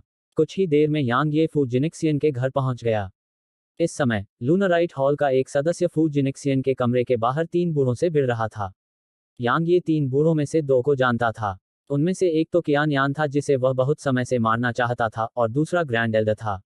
यह मेरी अग्नि आत्मा जाति का आंतरिक मामला है। कृपया हस्तक्षेप न करें। कियान यान ने फू जिनिक्सियन को देखा जो लूनराइट हॉल के उस सदस्य के पीछे खड़ा था और गहरी आवाज में बोला, फू जिनिक्सियन अब लूनराइट हॉल का सदस्य है। म्यू किंगफेंग और यांग ये पहुंचे। लूनराइट हॉल के उस सदस्य ने फू जिनिक्सियन को देखते ही तुरंत सिर झुका लिया। इस बीच फू जिनिक्सियन ने यांग ये को देखा और थोड़ा सिर हिलाया। इस समय फू जिनिक्सियन का चेहरा अभी भी निशानों से ढका हुआ था और यह बेहद भयानक लग रहा था। हालांकि यांग ये ने देखा कि वह अब थोड़ी अलग लग रही थी। वह आश्वस्त थी। फू जिनिक्सियन अब बहुत अधिक आश्वस्त थी, क्योंकि वह फायर स्पिरिट रेस के 3 हाफ सेंट्स का सामना करते समय बिल्कुल भी घबराई हुई नहीं लग रही थी। हॉल मास्टर म्यू, फू जिनिक्सियन मेरी फायर स्पिरिट रेस का सदस्य है। कियान यान ने गहरी आवाज में कहा, मेरी फायर स्पिरिट रेस आपके लूनराइट हॉल का सम्मान करती है, लेकिन हम इससे डरते नहीं हैं। कृपया इसे समझें। यांग ये ने कियान यान की ओर देखा, अपने दिल में हत्या के इरादे को दबा लिया और फिर फू जिनिक्सियन को देखने के लिए मुड़ा। वे यहाँ किस लिए हैं? उसने एक क्षण गहराई से सोचा और कहा, कोई मुझे चाहता है, इसलिए वे मुझे उसे सौंपने के लिए मुझे ढूंढने आए हैं। इस बीच फायर स्पिरिट रेस के ग्रैंड एल्डर ने कहा, जिंक्सियन, मुझे पता है कि यह काफी अनुचित है, लेकिन आपको हमारी जाति की वर्तमान स्थिति के बारे में पता होना चाहिए। यदि आप इससे सहमत नहीं हैं, तो हमारी जाति के शेष सदस्य अब शहर में नहीं रह पाएंगे। मुझे उम्मीद है कि आप हमारी पूरी जाति की स्थिति पर विचार कर सकते हैं। फू जिनिक्सियन के मुंह के कोनों पर एक ठंडी मुस्कान उभरी जब उसने कहा, महान बुजुर्ग, क्या आप नहीं जानते कि उसने मेरे पति और बच्चे को मार डाला है? क्या आप नहीं जानते कि वह मुझे सिर्फ इसलिए मांग रहा है ताकि वह मुझे खेती की भट्टी बना सके? आप जानते हैं, फिर भी आप मुझे उसे देने का इरादा रखते हैं, क्योंकि एक अकेली महिला का जीवन और मृत्यु आपके लिए पूरी अग्नि आत्मा जाति के भविष्य की तुलना में कुछ भी नहीं है ना? कियान यान ने ठंडे स्वर में कहा, चूंकि तुम यह जानते हो, तो मैं स्पष्ट रूप से कहूंगा, यह हमारी जाति के भविष्य से संबंधित है। इसलिए तुम्हारे पास मना करने की कोई गुंजाइश नहीं है। हमारे साथ आओ। हमारी अग्नि आत्मा जाति तुम्हारे चेहरे पर मौजूद दागों से निपटेगी। फायर स्पिरिट रेस वास्तव में बद से बदतर होती जा रही है। यांग ये ने अचानक कहा, जीवित रहने के लिए दूसरों पर निर्भर रहने की बात तो दूर, इसे जीवित रहने का मौका पाने के लिए एक महिला का उपयोग करने की भी आवश्यकता है। कितनी शर्म की बात है, कमीने। कियान यान हताश हो गया। उसकी आभा बाहर निकली और यांग ये पर दबाव डालते हुए उसने कहा, तुम खुद को क्या समझते हो? मेरी अग्नि आत्मा जाति के बारे में बोलने की तुम्हारी हिम्मत कैसे हुई? जैसे ही उसने यह कहा, कियान यान हमला करने वाला था लेकिन ग्रैंड एल्डर ने उसे रोक दिया। यांग मैन, यह मेरी अग्नि आत्मा जाति का व्यवसाय है। इसका तुमसे कोई लेना देना नहीं है, ग्रैंड एल्डर ने धीमी आवाज में कहा। यांग मैन, ये शब्द सुनते ही कियान यान के चेहरे पर भाव बदल गए। उसने स्वाभाविक रूप से इस नाम के बारे में सुना था। कुछ समय पहले ही स्नो का विलाप और मैन कबीले को यांग मैन ने लगभग नष्ट कर दिया था। वह यांग मैन है। कियान यान उसके ठीक सामने था और यांग ये वास्तव में कियान यान पर हमला करके उसे मारना चाहता था। उसे पूरा भरोसा था कि अगर वह अपनी पूरी ताकत लगा दे तो वह कियान यान को मार सकता है, लेकिन उसने अंत में खुद को रोक लिया। लूनराइट हॉल ने उसके साथ अच्छा व्यवहार किया था और अगर उसने कियान यान को यहां मारा तो लूनराइट हॉल निश्चित रूप से इस मामले में फंस जाएगा। वह लूनराइट हॉल के लिए परेशानी पैदा नहीं करना चाहता था। इसके अलावा अगर उसने अभी कियान यान को मार दिया तो उसे निश्चित रूप से कई समस्याओं का सामना करना पड़ेगा। लेकिन उसके लिए सबसे महत्वपूर्ण मामला तलवार आत्मा के मुख्य शरीर को बचाना था। यांग ये ने अपने दिल में हत्या के इरादे को दबा लिया और उदासीनता से बोला, फू जिनिक्सियन तुम सबके साथ नहीं जाएगा। भाड़ में जाओ, कितना दुस्साहस तुम। कियान यान बोलने ही वाला था कि यांग ये ने अपनी हथेली घुमाई और हरक्यूलियन हैमर उसके हाथ में आ गया। उसने कियान यान की ओर हरक्यूलियन हैमर लहराते हुए कहा, तुम बूढ़े कुत्ते, एक और शब्द बोलो और तुम्हें अब और भागना नहीं पड़ेगा, तुम बस मर सकते हो। कियान यान गुस्से में था। वह बोलने ही वाला था कि ग्रैंड एल्डर ने फिर से उसे रोक दिया। ग्रैंड एल्डर ने यांग ये को देखा और कहा, यांगमैन, फू जिनिक्सियन वह व्यक्ति है जिसे यंग मास्टर गू चाहता है। आपको इस बारे में सोचना चाहिए। क्या तुम भाग जाओगे या नहीं? यांग ये की आंखों में हत्या की मंशा उभर आई। कियान यान का चेहरा क्रोध से लाल हो गया और ग्रैंड एल्डर का भी यही हाल था। अचानक एक आवाज गूंजी, नेदरमैडन के अलावा पवित्र भूमि में किसी और ने कब हिम्मत की है कि वह मेरा सम्मान न करे, गू युएक्सियन। मुझे बस इतना कहना है। मैं उसे आज अपने साथ ले जा रहा हूं और जो कोई भी मुझे रोकने की कोशिश करेगा, मैं उसे मार डालूंगा। अगर लूनराइट हॉल मुझे रोकने की कोशिश करता है, तो आज के बाद लूनराइट हॉल का अस्तित्व समाप्त हो जाएगा। अध्याय 759 तलवार आत्मा। मैं आ रहा हूं। जो भी उसे रोकेगा, वह उसे मार डालेगा। लूनराइट हॉल का अस्तित्व समाप्त हो जाएगा। यहाँ उपस्थित चंद्र संस्कार हॉल के सभी सदस्य क्रोधित हो गए और उन्होंने उस व्यक्ति की ओर देखा तक नहीं जो हमला करने और उसे मारने के इरादे से आया था। हालांकि उन्हें म्यू किंगफेंग ने रोक दिया। इसके अलावा उन्होंने देखा कि उसकी आंखों में एक अत्यंत गंभीर भाव था।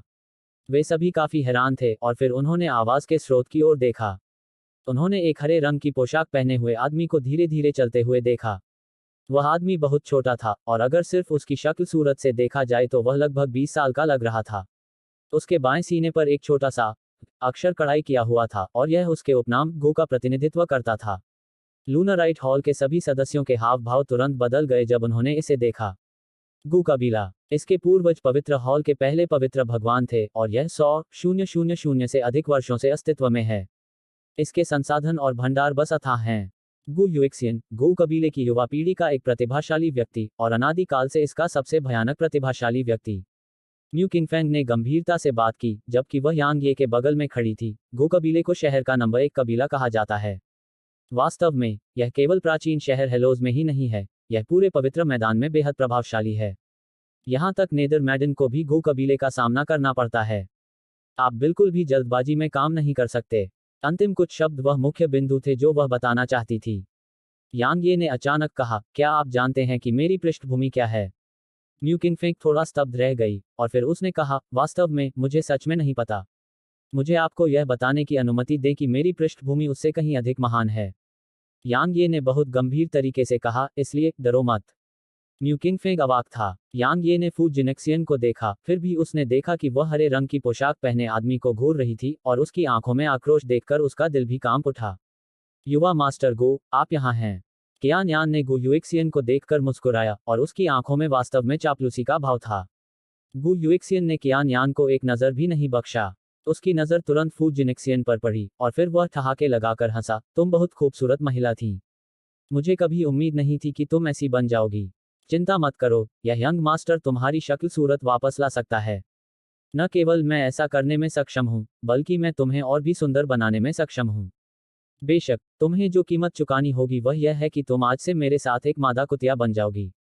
अगर मैं मादा कुत्ता हूं, तो क्या तुम नर कुत्ते नहीं होगे? फू जिनेक्सियन ठंडी हंसी हंसा।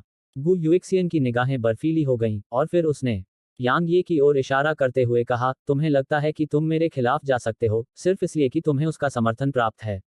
बस देखो, मैं तुम्हें दिखाऊंगा कि जिस आदमी पर तुम भरोसा करते हो, वह मेरे सामने कितना बेकार है। गु युएक्सियन, तुम्हारी तो बात ही छोड़ो, मेरी राय में तो तुम और तुम्हारा बड़ा भाई मिलकर भी उसका आधा भी नहीं हो सकते।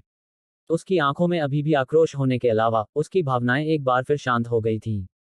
तुम्हारी हिम्मत कैसे हुई? फू जिनेक्सियन, यंग मास्टर गु से इस तरह बात करने की तुम्हारी हिम्मत कैसे हुई? कियान यान ने फू जिनेक्सियन को गुस्से से घूरा और ऐसा लगा जैसे वह उसके खिलाफ कार्रवाई करना चाहता था।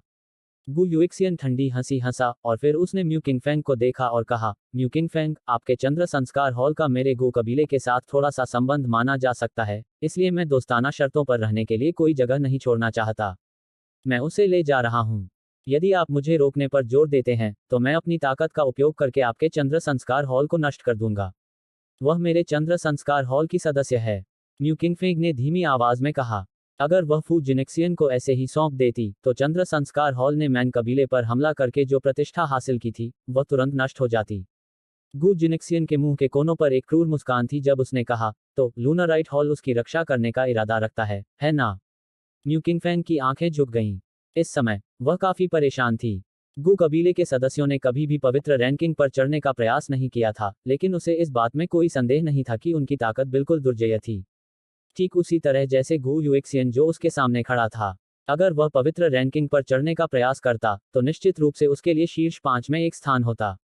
इसलिए अगर वह वास्तव में लूनाराइट हॉल पर हमला करने का इरादा रखता है तो यह निस्संदेह लूनाराइट हॉल के लिए एक आपदा होगी। लेकिन अगर वह फू जिनेक्सियन को ऐसे ही सौंप दे तो लूनाराइट हॉल की प्रतिष्ठा पूरी तरह से नष्ट हो जाएगी। मैं लूनाराइट हॉल से हट गई हूँ।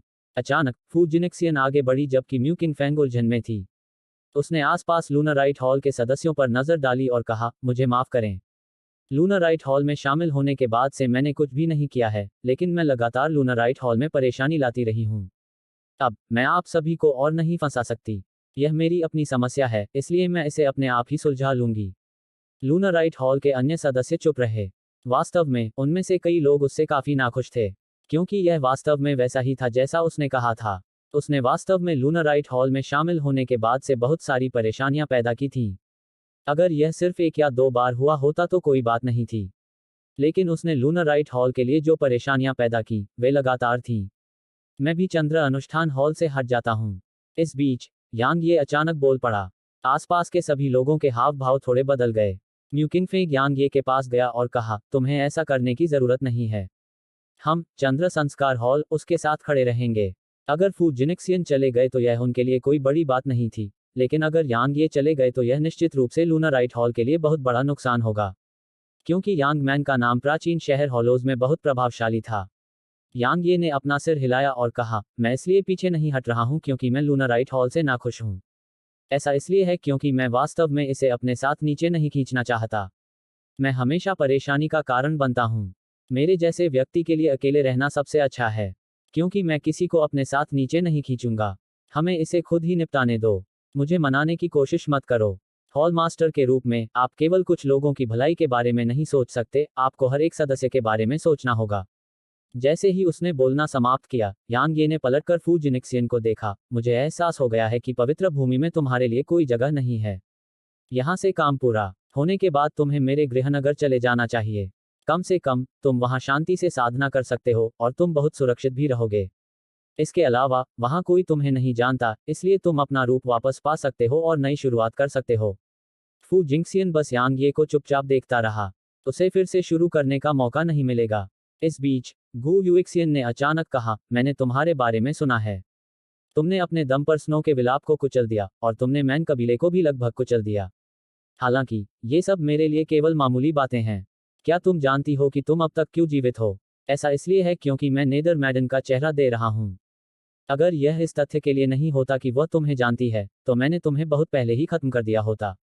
यांग ये ने गू यूएक्सियन को देखने के लिए मुड़कर देखा और फिर उसने अपना सिर हिलाया और मुस्कुराया। तुम्हें पता है, मैं वास्तव में तुम्हें मारना नहीं चाहता था। मैं वास्तव में नहीं चाहता था, क्योंकि मेरे ऐसा करने के बाद न केवल तुम्हारा बड़ा भाई मेरे पीछे आएगा, बल्कि तुम्हारे पिता और दादा भी ऐसा करेंगे। पुरानी पीढ़ी हमेशा युवाओं का बदला लेने की कोशिश करती है। यह वास्तव में कष्टप्रद है। हालांकि यांग ये ने इस बिंदु तक बोलते हुए अपनी हथेली को उलट दिया और हरक्यूलियन हथौड़ा उसकी मुट्ठी में प्रकट हुआ। हालांकि अगर मैं तुम्हें नहीं मारता तो तुम सोचोगे कि तुम वास्तव में बहुत महान और सर्वशक्तिमान हो। यांग मैन। अचानक म्यू किंगफैंग ने चिंतित होकर कहा, वह कम से कम पवित्र रैंकिंग में 5वें स्थान के बराबर है। जल्दबाजी में काम मत करो। 5वां। मैं उससे नहीं डरूंगी भले ही वह शीर्ष 3 में हो। यांग ये ने म्यू किंगफैंग को बीच में रोका और फिर हरक्यूलियन हैमर गू यूएक्सियन की ओर एक पहाड़ की तरह टूट पड़ा। यहाँ हर कोई दंग रह गया। उन्हें उम्मीद नहीं थी कि यांग ये इस तरह से हमला करेगा।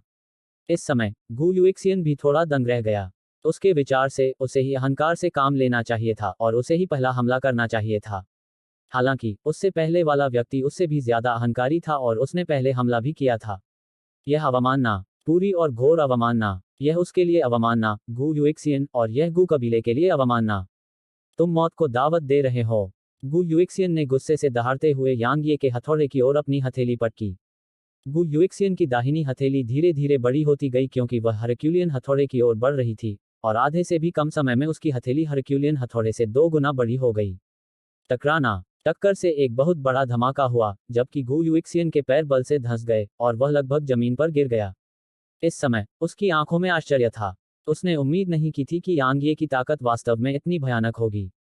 नीचे। यांग ये ने जोर से दहाड़ते हुए हथौड़ा दोनों हाथों में लिया और उसे नीचे दबाया। टकराना। गु युइक्सियन जमीन पर गिर गया। यांग ये एक और हमला करने ही वाला था कि तभी 2 बड़ी हथेलियां दाईं ओर से जोर से उसकी ओर आईं। यांग ये रुक गया और उसने हरक्यूलियन हैमर को उन हथेलियों की ओर घुमाया। शक्तिशाली गड़गड़ाहट के बीच हथेलियां बिखरने पर एक बहुत बड़ा धमाका हुआ। इस बीच यांग ये की नज़र कियान यान और फायर स्पिरिट रेस के ग्रैंड एल्डर पर पड़ी। यांग ये ने कोई और हमला नहीं किया।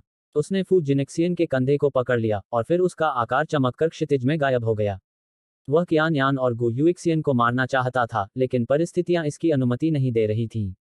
क्योंकि उसने चंद्र संस्कार हॉल की ओर भागते हुए कई अर्धसंतों की आभा को महसूस किया था।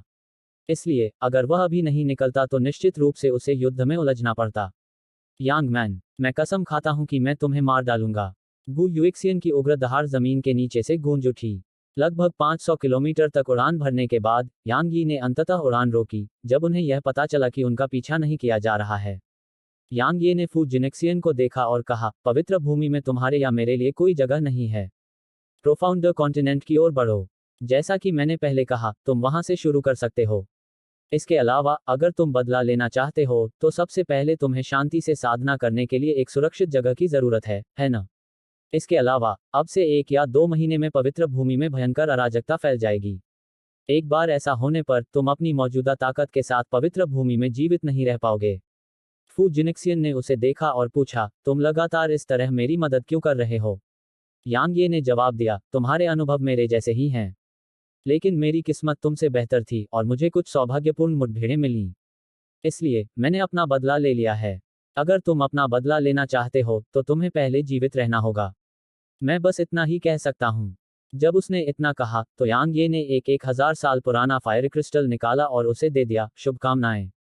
यांग ये की आकृति चमक उठी और उसी समय गायब हो गई। फू जिनिक्सियन की नज़र थोड़ी खाली थी क्योंकि उसने फायर क्रिस्टल को अपने हाथ में पकड़ रखा था।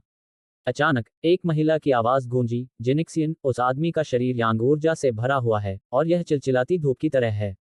यहाँ तक 100,000 साल पहले के असाधारण प्रतिभाशाली लोग भी उसकी तुलना नहीं कर सकते। यदि आप उसकी यांग ऊर्जा को अवशोषित करते हैं और उसकी साधना को आत्मसात करते हैं तो आप निश्चित रूप से अर्धसंत क्षेत्र को प्राप्त करने में सक्षम होंगे। आवाज में उत्साह और पागलपन का एक निशान था। यह सुनते ही फू जिनिक्सियन की अभिव्यक्ति तुरंत बर्फीली हो गई और उसने कहा, अगर तुमने ऐसा करने की हिम्मत की तो मैं तुरंत तुम्हें अपने साथ नीचे ले जाऊंगी। फू जिनिक्सियन के जाने में कुछ समय लगा। हालांकि वह प्रोफाउंडर कॉन्टिनेंट की दिशा में नहीं गई, बल्कि वह पूरी तरह से अलग दिशा की ओर चली गई। यांग ये प्राचीन शहर हॉलोज में वापस आ गया। बेशक वह खुलेआम वापस नहीं लौटा, बल्कि शहर में घुस गया और वह तुरंत हॉलोड हॉल के टेलीपोर्टेशन हॉल की ओर बढ़ गया। कारावास का शिवालय। यांग ये ने अपने सामने खड़े बूढ़े आदमी को देखा और अपना पॉइंट कार्ड वापस ले लिया। बूढ़े आदमी ने अपना सिर उठाया, यांग ये की ओर देखा और फिर उसने कार्ड लिया और उसे हल्के से टैप किया। यांग ये के कार्ड से 50,000 अंक तुरंत गायब हो गए। बूढ़े आदमी ने यांग ये को कार्ड लौटा दिया और कहा, चौथे स्तर पर पहला कमरा। यांग ये ने अपना कार्ड लिया और फिर वह चौथे स्तर पर चला गया। यांग ये ने अपने सामने के कमरे को देखते हुए गहरी सांस ली। उसने कहा, तलवार आत्मा, मैं आ रहा हूं। जैसे ही उसने बोलना समाप्त किया, यांग ये कमरे में आया और फिर एक नीली चमक ने उसे घेर लिया। यांग ये की आकृति को कमरे से गायब होने में ज्यादा समय नहीं लगा। अध्याय 760 खींचो, फिर से खींचो। यांग ये को पता ही नहीं चला कि कितना समय बीत गया था इससे पहले कि उसे अंततः अपने पैरों को जमीन पर महसूस हुआ। उसने धीरे से अपनी आंखें खोलीं और आसपास के वातावरण पर नजर डाली। उसने देखा कि अब वह भूमिगत था। हालांकि वह जमीन के नीचे नहीं था क्योंकि वह अभी भी ऊपर देख सकता था और आसमान देख सकता था। लेकिन उसे एहसास हुआ कि वह बहुत गहराई में था क्योंकि आसमान सिर्फ 30 मीटर चौड़ा था। उसके अनुमान के अनुसार वह जमीन से कुछ 100 या 1000 किलोमीटर नीचे था। इस समय उसके चारों ओर असंख्य पत्थर के घर थे और उनमें से हर एक हवा में तैर रहा था। वह एक तैरते हुए पत्थर के मंच पर खड़ा था। उसने एक कदम आगे बढ़ाया और नीचे देखा। उसने देखा कि उसके नीचे 100 किलोमीटर से भी ज्यादा दूर एक काला शिवालय खड़ा था और उसने उसके ऊपर एक तलवार देखी। तलवार आत्मा का मुख्य शरीर। यांग ये की पुतलियां सिकुड़ गईं। वह बस नीचे कूदने ही वाला था। हालांकि उसके सामने एक बूढ़ा आदमी प्रकट हुआ। बूढ़े आदमी को देखकर यांग ये की अभिव्यक्ति थोड़ी बदल गई क्योंकि वह वास्तव में एक मध्यम श्रेणी का अर्धसंत था। तुम ट्रेनिंग के लिए आए हो?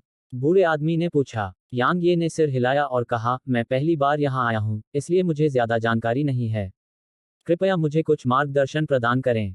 बूढ़े आदमी ने जवाब दिया, आसपास के घरों को देख रहे हो? उनके अंदर शुद्ध ऊर्जा है। यहीं पर तुम साधना करते हो। इसके अलावा उन घरों में से हर एक में एक रास्ता है जो नीचे लावा तक जाता है, और वहां शुद्ध फायर क्रिस्टल हैं। अगर तुम्हें अपनी ताकत पर भरोसा है तो तुम इसे आजमा सकते हो।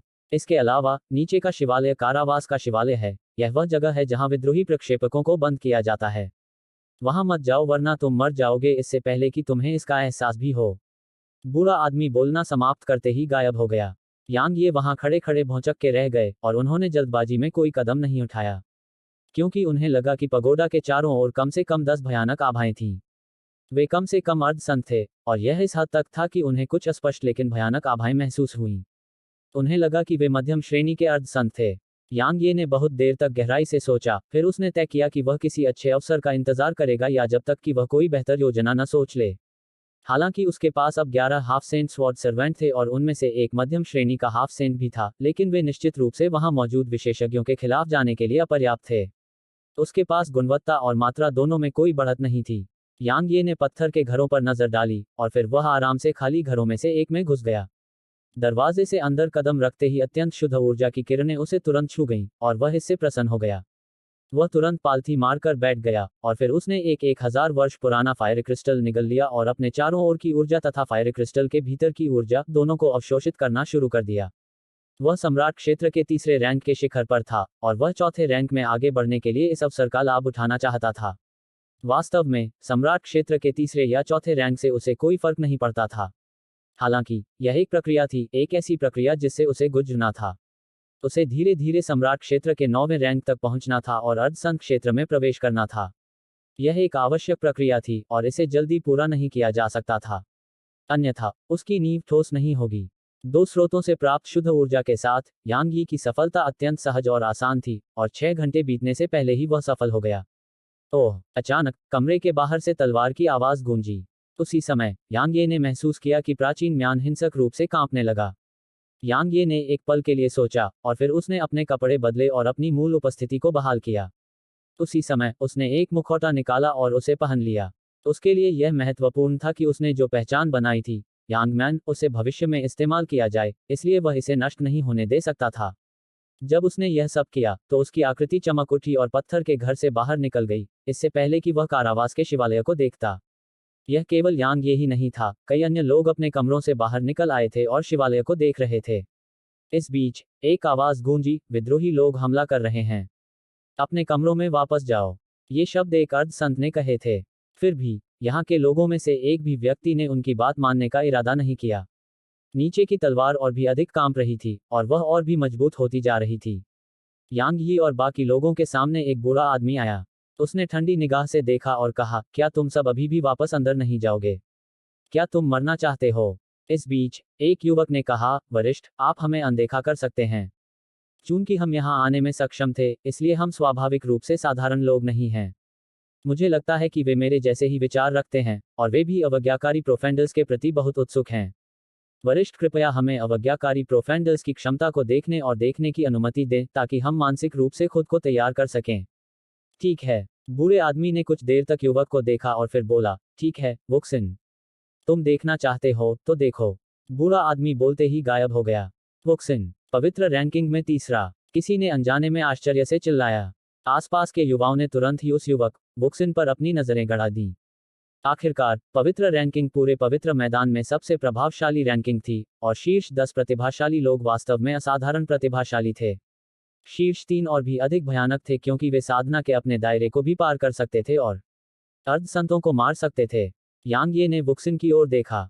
यांग ये को अभी भी पवित्र रैंकिंग में तीसरे स्थान पर रहने वाले शियाहो जुवान की याद थी।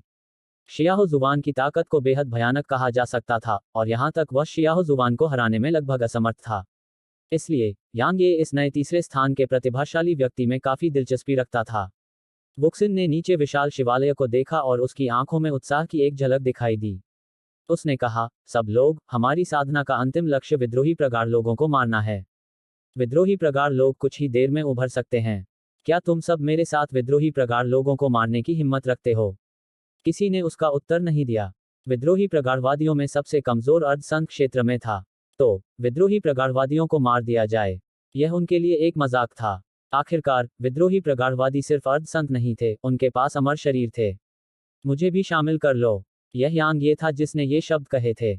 वह चिंतित था कि उसे पगोडा तक पहुंचने के लिए कोई बहाना नहीं मिल रहा था। फिर भी ऐसा हुआ कि वुक्सिन ने उसे ऐसा बहाना दे दिया था। यहाँ सभी ने यांग यी की ओर देखा और जब उन्होंने उसे मुखौटा पहने देखा तो वे थोड़े हैरान रह गए। उनमें से एक ने कहा, क्या आप विद्रोही प्रगाढ़ लोगों की ताकत के बारे में जानते हैं? वुक्सिन पवित्र रैंकिंग में तीसरे स्थान पर है और उसने अकेले ही कई अर्धसंतों को मार डाला है। ईमानदारी से कहूं तो वह वहां जाकर उनसे लड़ने की हिम्मत रखता है क्योंकि उसके पास ऐसा करने की ताकत है। लेकिन आप, यांग ये ने कहा, मैं आपकी चिंता की सराहना करता हूं। लेकिन चूंकि मैंने वहां जाने की हिम्मत की है तो मुझे स्वाभाविक रूप से अपनी क्षमता पर भरोसा है। इसके अलावा क्या आप सभी ने इसके बारे में सोचा है? विद्रोही प्रगाढ़ लोग सील से भागने वाले हैं। क्या ऐसा हो सकता है कि जब ऐसा होगा तो आप सभी भी पीछे हट जाएंगे? अगर उनमें से कुछ ही लोग वहां नीचे हमला करते हैं तो यह ऐसा होगा जैसे उनकी पीठ पर बड़े बड़े निशाने बनाए गए हों। इसलिए तलवार के अग्रदूत तक पहुंचना बेहद मुश्किल होगा। हालांकि अगर एक बड़ा समूह वहां एक साथ हमला करता है तो उसके पास बेहतर मौका होगा। यह सही है, वुक्सिन ने आगे कहा, विद्रोही प्रोफोथस सील से भागने वाले हैं, इसलिए क्यों न हम उनसे लड़ने के लिए इस अवसर का लाभ उठाएं। हम इस अवसर का उपयोग हमारे और विद्रोही प्रोफोथ के बीच की खाई को निर्धारित करने के लिए कर सकते हैं, ताकि जब वे सभी भाग जाएं तो हम तैयार रहें। वुक्सिन सही कह रहा है। मुझे भी शामिल कर लो। उनमें से एक आदमी आगे बढ़ा। उस आदमी के आगे बढ़ने के बाद कुछ और लोग भी आगे बढ़े। इस बीच वुक्सिन ने यांग ये को देखा और कहा, भाई आपकी आभा बहुत शक्तिशाली है। मुझे लगता है कि आप भी पवित्र रैंकिंग में स्थान पर हैं, है ना? यांग ये ने अपना सिर हिलाया और कहा, मैं सिर्फ एक स्वतंत्र साधक हूं, और यह केवल सौभाग्य ही था जिसने मुझे यहां आने और साधना करने की अनुमति दी। वुक्सिन ने यांग ये की तरफ देखा। वह समझ गया कि यांग ये अपनी पहचान उजागर नहीं करना चाहता था, इसलिए उसने सिर्फ सिर हिलाया और एक और शब्द नहीं बोला। अचानक नीचे से तलवार की आवाज गूंजी। यह इतनी तीखी और कानों को चीरने वाली थी कि उनके कान के पर्दे तक दर्द करने लगे और वे भौहें सिकुड़े बिना नहीं रह सके। यांग ये की अभिव्यक्ति उसके मुखौटे के नीचे गंभीर हो गई। क्योंकि उसके पास तलवार की आत्मा है, वह उस तलवार की भावनाओं को महसूस करने में सक्षम था। यह अनिच्छा, क्रोध, हिंसा, आक्रोश से भरी हुई थी। यांग ये का दिल कांपने लगा जब उसने यह महसूस किया। वह वास्तव में समझ गया कि तलवार आत्मा कैसा महसूस करती है। आखिरकार कोई भी 100,000 वर्षों तक बंद रहने से नाराजगी महसूस करने से बच नहीं सकता। हालांकि वह काफी चिंतित था। उसे चिंता थी कि एक बार जब वह इसे बचा लेगा तो वह इसे नियंत्रित नहीं कर पाएगा। अगर ऐसा हुआ तो इससे उसे प्रतिशोध का सामना भी करना पड़ सकता है, और यह वास्तव में मौत को आमंत्रित करने से अलग नहीं होगा। लेकिन फिर भी उसके पास तलवार के अग्रदूत को बचाने के अलावा कोई विकल्प नहीं था। क्योंकि यह तलवार आत्मा का मुख्य शरीर था और वह हार नहीं मान सकता था, भले ही उसके पास सफलता की केवल 0.001% संभावना हो। कुत्ते, मैं आखिरकार आजाद हो गया। हा हा हा। अचानक जमीन के नीचे से जोरदार हंसी की आवाज आई और फिर पगोडा के शीर्ष पर कुछ स्तर फट गए, जिसके बाद लगभग 100 आकृतियां अंदर से बाहर निकलीं। जैसे ही वे पगोडा के भीतर से बाहर निकलीं, वे तुरंत आसमान की ओर चमक उठीं। हालांकि कुछ ही समय में पवित्र भूमि से 100 से अधिक सफेद वस्त्र पहने विशेषज्ञों ने उनके रास्ते रोक दिए। आजाद, चूंकि तुम बाहर आ ही गए हो तो अपनी जान भी छोड़ दो। समूह का नेतृत्व करने वाले श्वेत वस्त्रधारी बूढ़े व्यक्ति ने उग्रता से दहाड़ते हुए समूह को विद्रोही डीपफॉटर्स की ओर ले जाने की कोशिश की। युद्ध छिड़ गया। अंतरिक्ष में तरह तरह के हमले लगातार होने लगे। अंतरिक्ष अपनी पिछली स्थिति में आने से पहले ही बिखर गया और फिर उसके तुरंत बाद ही टूटना शुरू हो गया। ऊपर से देख रहे कई युवाओं के चेहरे पीले पड़ गए थे। इस समय उन्हें समझ में आ गया था कि ऐसी लड़ाई ऐसी नहीं थी जिसमें वे बिल्कुल भी हस्तक्षेप कर सकें। खासकर तब जब उन्होंने विद्रोही प्रगाढ़ लोगों को फिर से जीवित होते देखा। वुक्सिन के चेहरे पर थोड़ी झिझक भी थी। उसने अर्ध संतों को मारा था, लेकिन अर्ध संतों के बीच ताकत में अंतर था। नीचे जो अर्ध संतों थे, वे उन अर्ध संतों से बिल्कुल अलग स्तर पर थे जिन्हें उसने अतीत में मारा था। सब लोग, विद्रोही डीपफर्स को मार डालो, हमला करो। अचानक एक आवाज गूंजी। दूसरों ने देखा कि नकाबपोश आदमी पहले से ही हमला कर रहा था। वुक्सिन ने जब यह दृश्य देखा तो उसे शर्मिंदगी महसूस हुई, क्योंकि उसके से भी निचले स्तर के किसी व्यक्ति ने वहां हमला करने का साहस किया था, फिर भी वह वास्तव में थोड़ा पीछे हट रहा था। वुक्सिन ने एक गहरी सांस ली और फिर उसने कहा, सब लोग मेरे साथ लड़ो। वह भी नीचे की ओर बढ़ा। इस समय वुक्सिन ने कई लोगों को उकसाया था और 20 से अधिक लोग उसके साथ आगे बढ़े। सफेद लबादा पहने बूढ़े आदमी के चेहरे पर अचानक से तब बदलाव आया जब उसने वुक्सिन और बाकी लोगों को नीचे आते देखा, और वह गुस्से से चिल्लाया, वापस चले जाओ, तुम सब टकराना। हालांकि उसकी आवाज अचानक बंद हो गई क्योंकि उसने देखा कि एक नकाबपोश आदमी ने अपनी तलवार के एक ही झटके से एक विद्रोही डेफोथर को 2 टुकड़ों में काट दिया। नकाबपोश व्यक्ति निश्चित रूप से यांग ये था। वह बहुत तेज था और उसने पगोडा के शीर्ष की ओर अपना रास्ता बनाया। वह आसानी से रास्ते में आने वाली सभी बाधाओं को पार कर गया, और उसकी तलवार की ऊर्जा उसके रास्ते में आने वाले किसी भी व्यक्ति को या तो पीछे धकेल देती या घायल कर देती। कुछ ही देर में दूसरों ने आश्चर्य से देखा कि यांग ये पगोडा के शीर्ष पर पहुंच गया था। सफेद वस्त्र पहने बूढ़ा व्यक्ति यह सुनकर थोड़ा स्तब्ध रह गया और फिर उसके चेहरे का भाव बदल गया। वह गुस्से से दहाड़ता हुआ बोला, तुरंत चले जाओ। दिव्य तलवार की अपनी एक आत्मा है, वह अपनी रक्षा खुद करेगी। निश्चित रूप से जब वह तलवार के पास पहुंचा तो अचानक तलवार की ऊर्जा की एक किरण निकली। यांग ये की अभिव्यक्ति में काफी बदलाव आया, लेकिन वह किसी भी तरह से इसे चकमा नहीं दे पाया। अप्रत्याशित रूप से तलवार की ऊर्जा उसके ठीक बीच से गुजरी और उसके पीछे एक विद्रोही डेफोथा को 2 टुकड़ों में काट दिया।